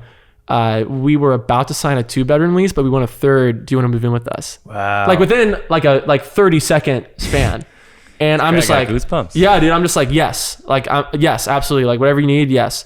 And a month later, I'm now in Los Angeles living with Mitchell. I've broken up with the girlfriend, and I'm in Matt Como's apartment, like kicking it with them and like celebrating Mitchell's birthday and meeting this guy who doesn't even know the impact he had on my life. And at that moment, I was just like, anything's possible. Like, if you just believe in yourself and like bet on yourself and just take the action that you know you deserve and like nurture that relationship and get after it, like anything is possible that you like dream of or want to get after.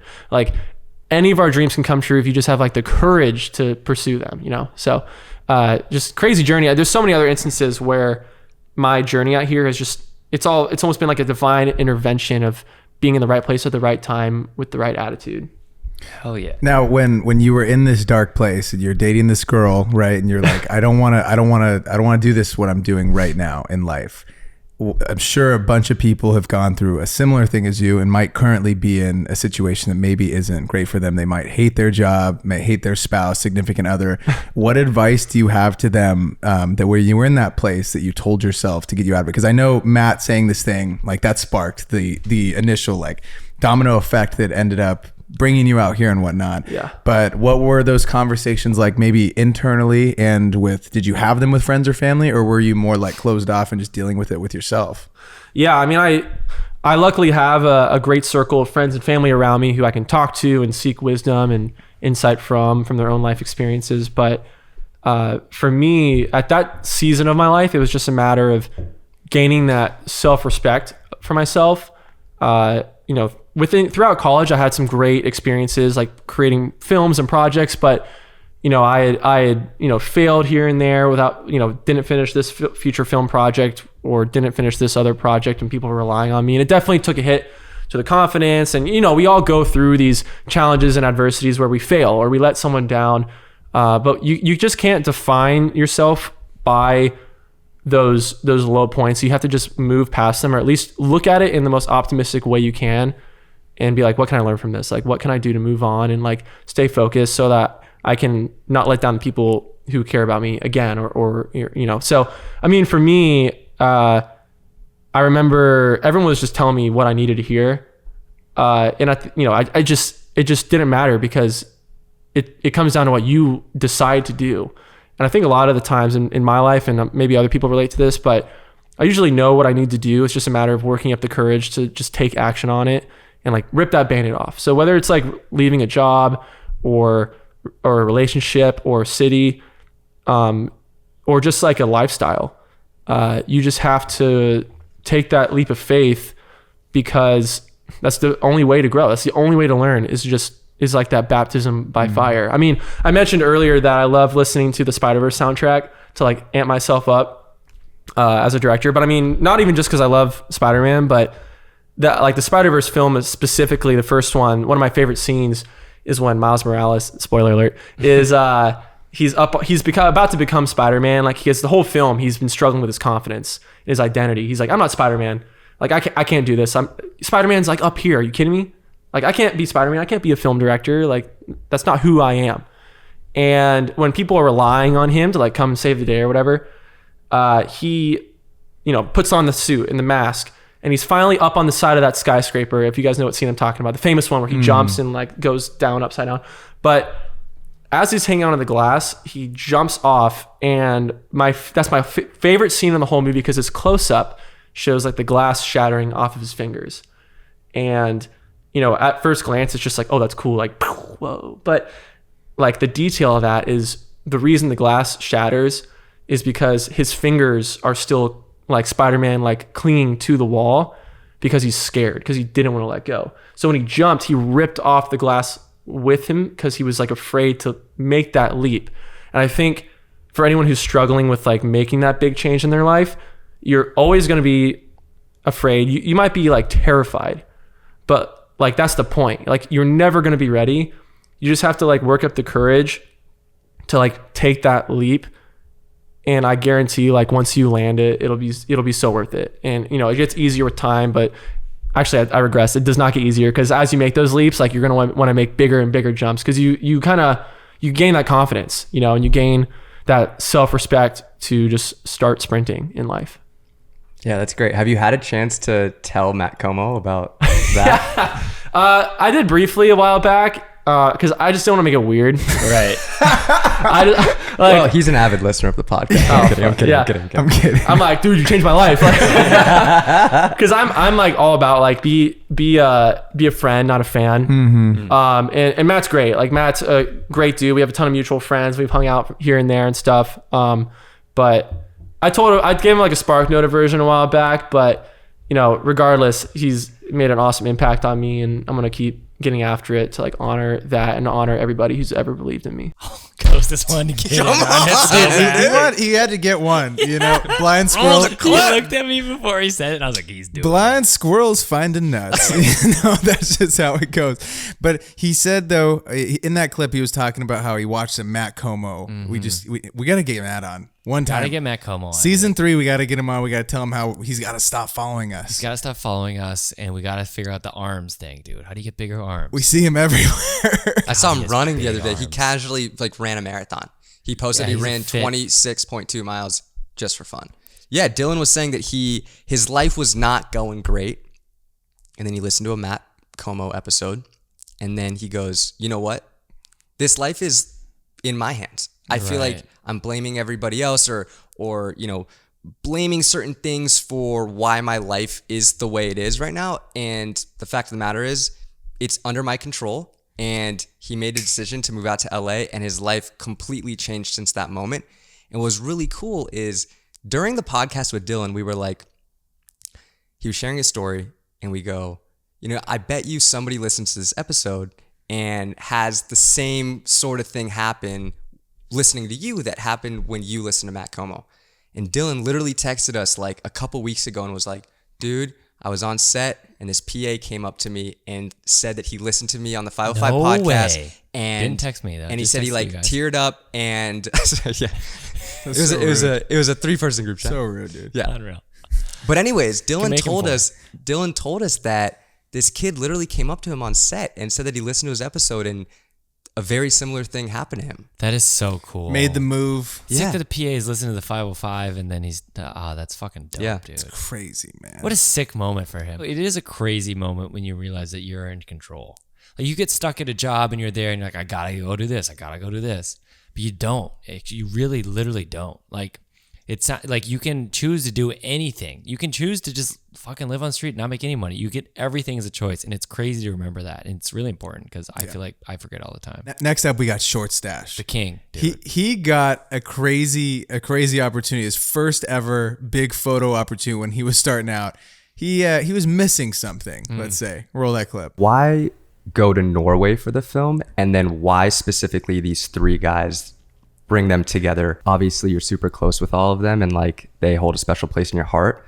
But why the decision to go to Norway and bring these specific guys together? Sure. So the point was, in reality, even pitching it to Canon, I said with or without them, when I had signed with them, I was like, hey, I'm going to do this passion project anyway. If you guys want to be a part of it, it'd actually make a lot of sense. It was the reason for going, not the reason for the film. And I realized that later on. I was like, this is like a time to make something way bigger than just like myself of like, I'm going back. What it was is I was a designer and art director for 7 years in creative agencies before I got into photography. And Norway was the first country I visited outside of the US besides like Mexico. I'm from Texas. And so Norway was the first country, and it was a job. It was my first real photography job that led me out there that I left my design job for. So this company, Now Clothing, hired me and Adrian, who's on the trip, and another buddy to be like, hey, pick a country, get your boys, we're going to outfit you, do what you do. And I was like, this is insane. And you're going to pay us. And then it was like, yeah, we have these, we have this rate. I probably lowballed it at the time, but it was a lot of money for us. And I was like, shit, like I was still shooting on my phone. And I was like, I need to get a real camera and I need to get probably some lenses and shit that I can, if we're gonna be shooting this stuff, I can't use my phone because I kind of took off on Instagram with just my phone. I didn't really have a lot of money, and I just wasn't making hardly anything in my design jobs. I loved it. I was in Colorado at the time. Amazing jobs I was working on and clients, but just I was making like $37,000 a year, man, living in Denver. Wow. That was just nothing. And so the weekends were the only time I could survive to just go explore at a cheaper cost. I couldn't go to bars, couldn't do anything else because it was just like, just didn't afford it. Loved my job, not enough to, you know, and I got a different job in Boulder, loved that one. But at the time it was like, photography was picking up and I was like, this shit is very fun and I love it. And I'm in the moment, we're doing all this fun shit. And now companies are like, hey, we're going to send you this kayak. Hey, we're going to send you all this gear, that stuff that I was going to pay for and buy. And at the time you have no idea. And they're like, yeah, just post a photo for us. Like, I would shoot this shit anyway. But you guys are gonna give me like a $2,000 kayak and like fit us out in like $5,000 worth of gear. It's like, great. So back then it was different because people were really trying to there was social media, like advertising was not even a thing. Influencer is not a word. And I hate that word. I'm more known as like a craftsman and like an artist, right? Like we're all known for our craft. This influencing shit is just like, it is a thing. Obviously people make really good money, but that word is just like, it is the worst, but that's what was happening back then. And so anyway, they hit us up and were like, hey, pick a place. And we're like, Norway seems like the most expensive country in the world right now. It is. Bro, I studied abroad there. Dude, shit is. Unreal. Cooked every meal. Yeah. Unreal. Very expensive place. Chase would cook every meal. I did every single one, dude. But for me, it was like, dude, I love Scandinavian design. I love interior design. I love architectural design. I was like, this place is sick. You know, we'd seen a lot of stuff, some on social media. I had a bunch of homies via Instagram who lived in Germany who had kind of made their way up there sometimes, and just, it was pretty unknown at the time. A lot of this was like Google searching and places to go and like little Nordic cabins to stay in, very much out of like our wheelhouse of like, this is kind of an unknown spot, but very cool. And so anyway, they were like, this is perfect. That aligns with our brand too. Like that's great. So we did it. And anyway, long story short, I ripped the rug out from underneath me, left my job, gave him plenty of notice, but left my design job, came back and was freelance ever since.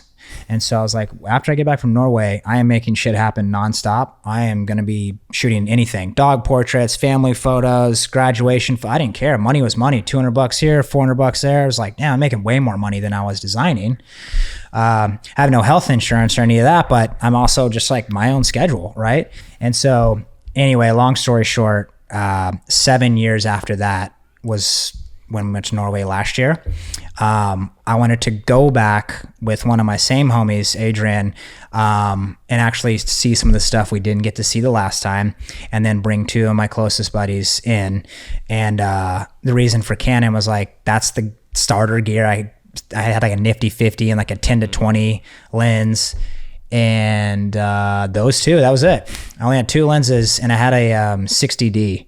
And that was it. And then just like took off with it. And so 7 years later, signed to the same brand.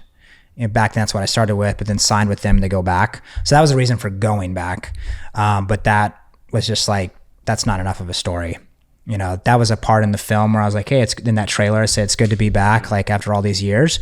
But then it dives into like, wow, we're actually being there. So that's kind of awesome. Why the crew. And then also I needed people who I could trust filming, obviously. And then dudes, I would just love it.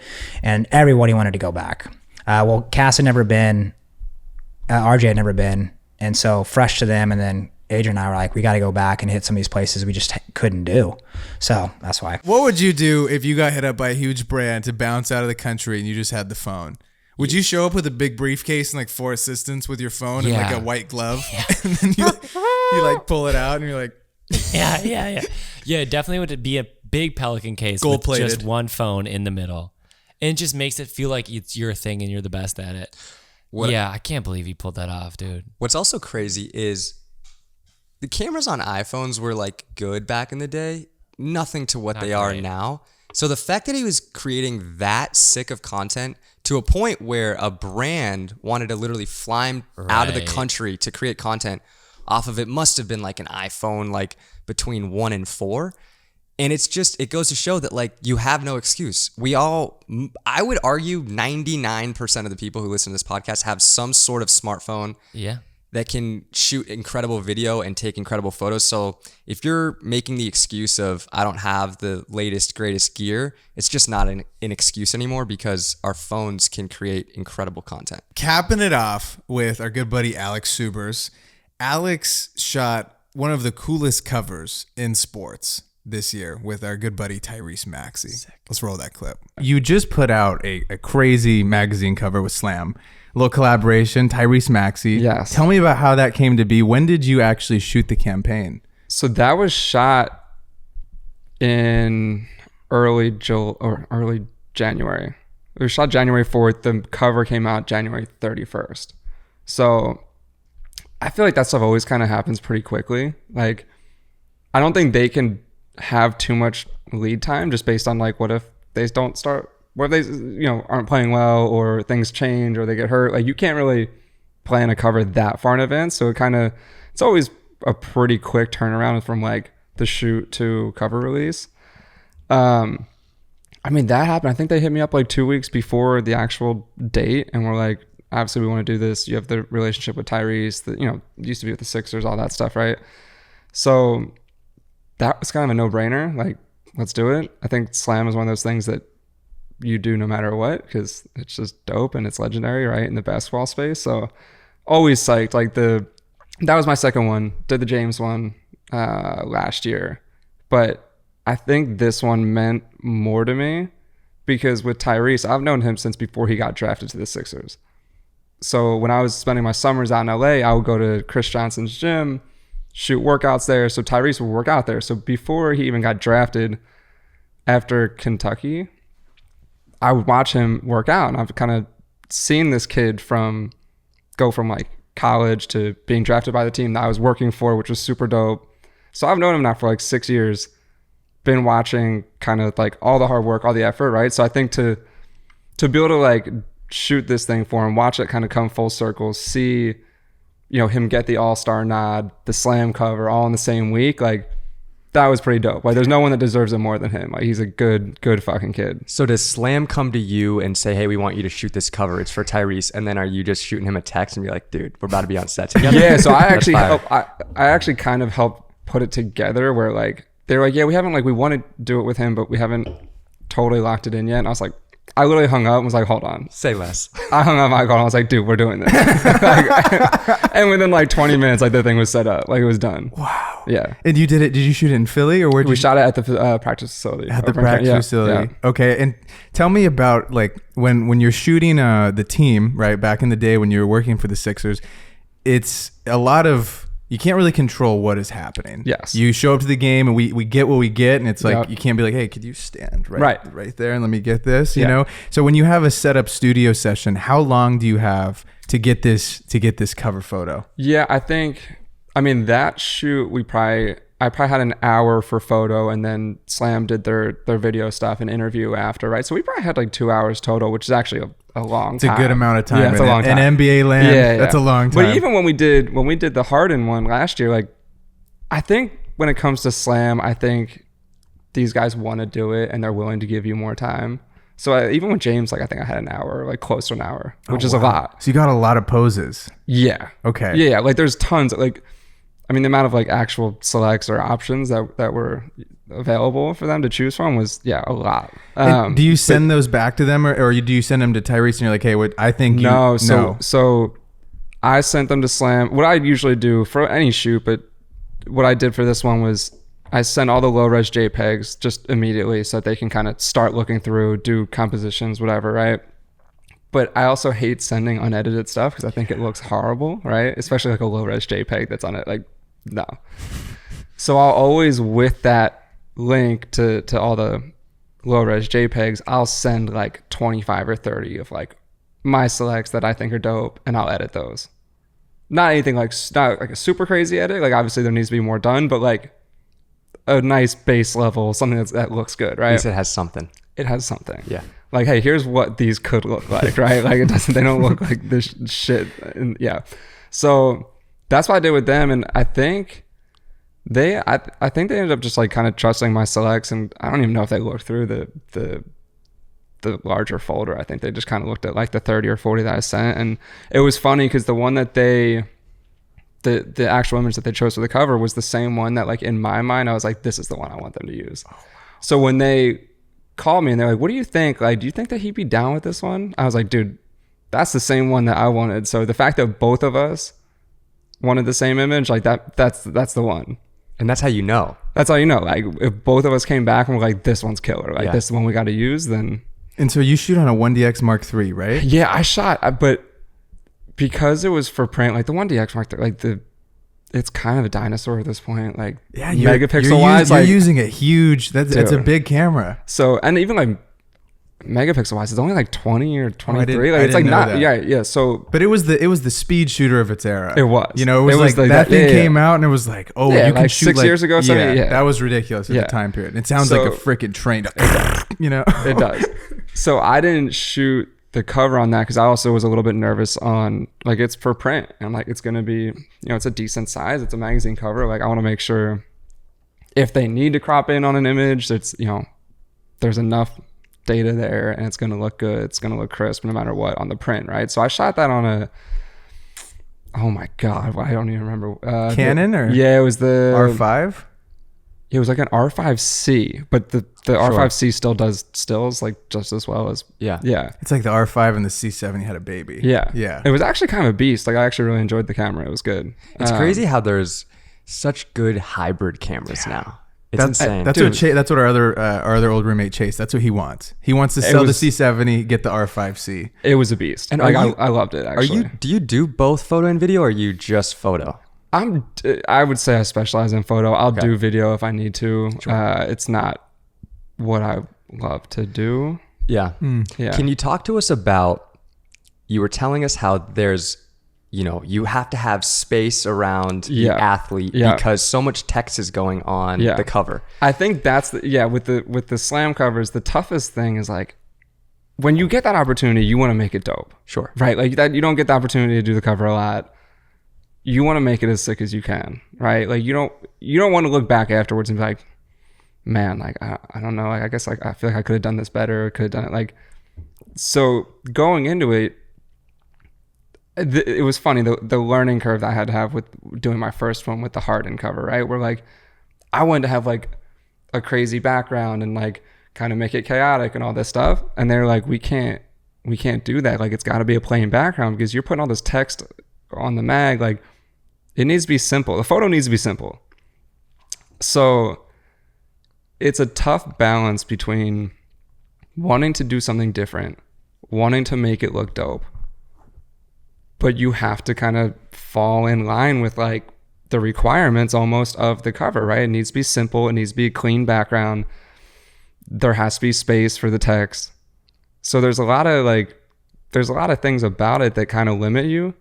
So if you look at a lot of them, like a lot of them end up being waist up, you know, direct to camera. You want to make sure you see the team logo on the jersey, things like that. Like you can't really do like totally sideways or, you know, a super close up, right? Because if it's just like the face, like you're gonna miss. And they do some like that, but for the most part, they want to see the team logo. So if you look, most of the covers are like a waist up, direct to camera.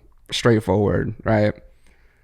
And so with this one with Tyrese, I wanted to try and do something different. And with him, he's also he's got such a personable aura, and like his personality is amazing, right? I don't want him looking direct to camera with his arms crossed looking tough. That's not who he is. You also can't have him cheesing and like smiling, like that's gonna look like a school like, seventh grade. Right, like that's not cool either, right? And like, but like, that's how his personality is. Like he is like a very like he's fun and joyful and all that, right? So I'm like, how am I gonna like make this fun and semi different and like still get some personality out of it, but not like him sitting there cheesing like a seventh grade like team soccer team portrait or whatever, right? So that's when I was like, let me like try the fisheye, right? So I rented a fisheye for the shoot. Just thought that like maybe that would give it a little bit of a wacky look and kind of bring out some personality. And like, I think it worked. I was telling you guys like I think what happens with that is with the fisheye, you're so close, right? Like you're a foot away, you're right in their face. So it kind of leaves them no option but to interact with the camera and give you some personality. It brings something out. Versus if you're shooting with a 50 or you're at 70 and you're 10 feet away, 15 feet away, you're not going to interact with the camera, right? Like you're so far away, the image is going to feel a little bit more flat. So I think what happened was being right there, being that close, having him interact with the camera, kind of making faces towards the camera, it got this portrait that showed personality, but it wasn't smiling, and it also wasn't like trying to act tough. I think it ended up being a good balance of all of those things. So how many times would you swap lenses, and what else did you bring in the kit? I think I just shot. I shot most of it on 24-70, and I switched for the last like 5 minutes onto the fisheye. Like I probably only took a few fisheye shots. But, and that was the one that ended up getting picked. Yeah, that's crazy. Yeah, that's so. Yeah, wild. I would say like 85% of the shoot, 90% of the shoot was just done on a 24-70, and then I switched for the last like 5 minutes. Do you enjoy working with the lights, or do you prefer to be outside capturing it just natural, kind of how it is? I actually like doing stuff with the lights. It gives you a little bit more creativity, right? Like if you're outside and you're just dealing with like sunlight or whatever, like you're kind of hindered a little bit, right? So I like being able to control things. I like being able to control the mood, all those things, right? The funny thing with the fisheye shots is like, I was so close that I didn't realize I was blocking the light. So like after like the first 5 minutes of using it, I like looked at some of the photos and I was like, these look sick. And I was like, wait, like his like whole half of his jersey is in the in shadows. Like, why is it dark? And I literally couldn't think of it. I was like looking at the lights, trying to figure out like, is this one not firing? I realized it's just my dumb ass standing like literally right in front of him, blocking the key light. So I ended up having to move. I switched the key light to just like a beauty dish. So it was a little bit smaller. And I turned the power down, just brought it like literally right behind my head so that I wasn't blocking the light and creating shadow. But that was a little tricky one. He brought up so many good points, I thought, during his episode too, about when he was with Tyrese, he's trying to figure out a way to make this unique. He's trying to not just have a ball like hanging out on their side, because when they're doing a magazine, they got all the text that has to go like around the athlete. So you don't really think about that. You're like, oh, they're trying to get unique and whatnot. So he even brought out like a fisheye lens and was inches away from his face, trying to get just a sort of a different look. I thought that was really cool.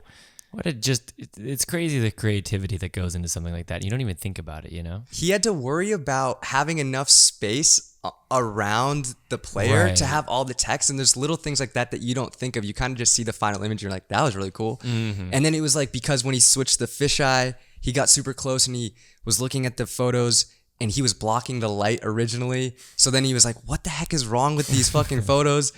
And then he was saying how he literally switched to the fisheye 5 minutes before the shoot was done. He did a whole hour and a half shoot, and then the last 5 minutes he switched to the fisheye. And I find that as well. Like if I'm on a shoot, like, oh, the last shots are kind of always the best. Like you're warmed up, and maybe you're give yourself enough time to try something funky at the very end. I find I'm the best in the last 5 minutes for sure. Nice. Yeah. Bro, 99. Crazy. 99. Can you believe it? Made it this far. I can believe it. 100. We're gonna actually be at Sam Newton's Film Festival. We will have a little setup right outside of where the people are going to be, showing their videos. It's gonna be fun. God, I can't wait. That's on February 24th. Yeah, dude. I'm very hyped for that. Ladies and gentlemen, episode 99 of the 505 podcast. If you're still here, please make sure to cop a leisure, drop us a like, give us a sub, throw a comment down below, and we'll see you guys all at 100. Peace.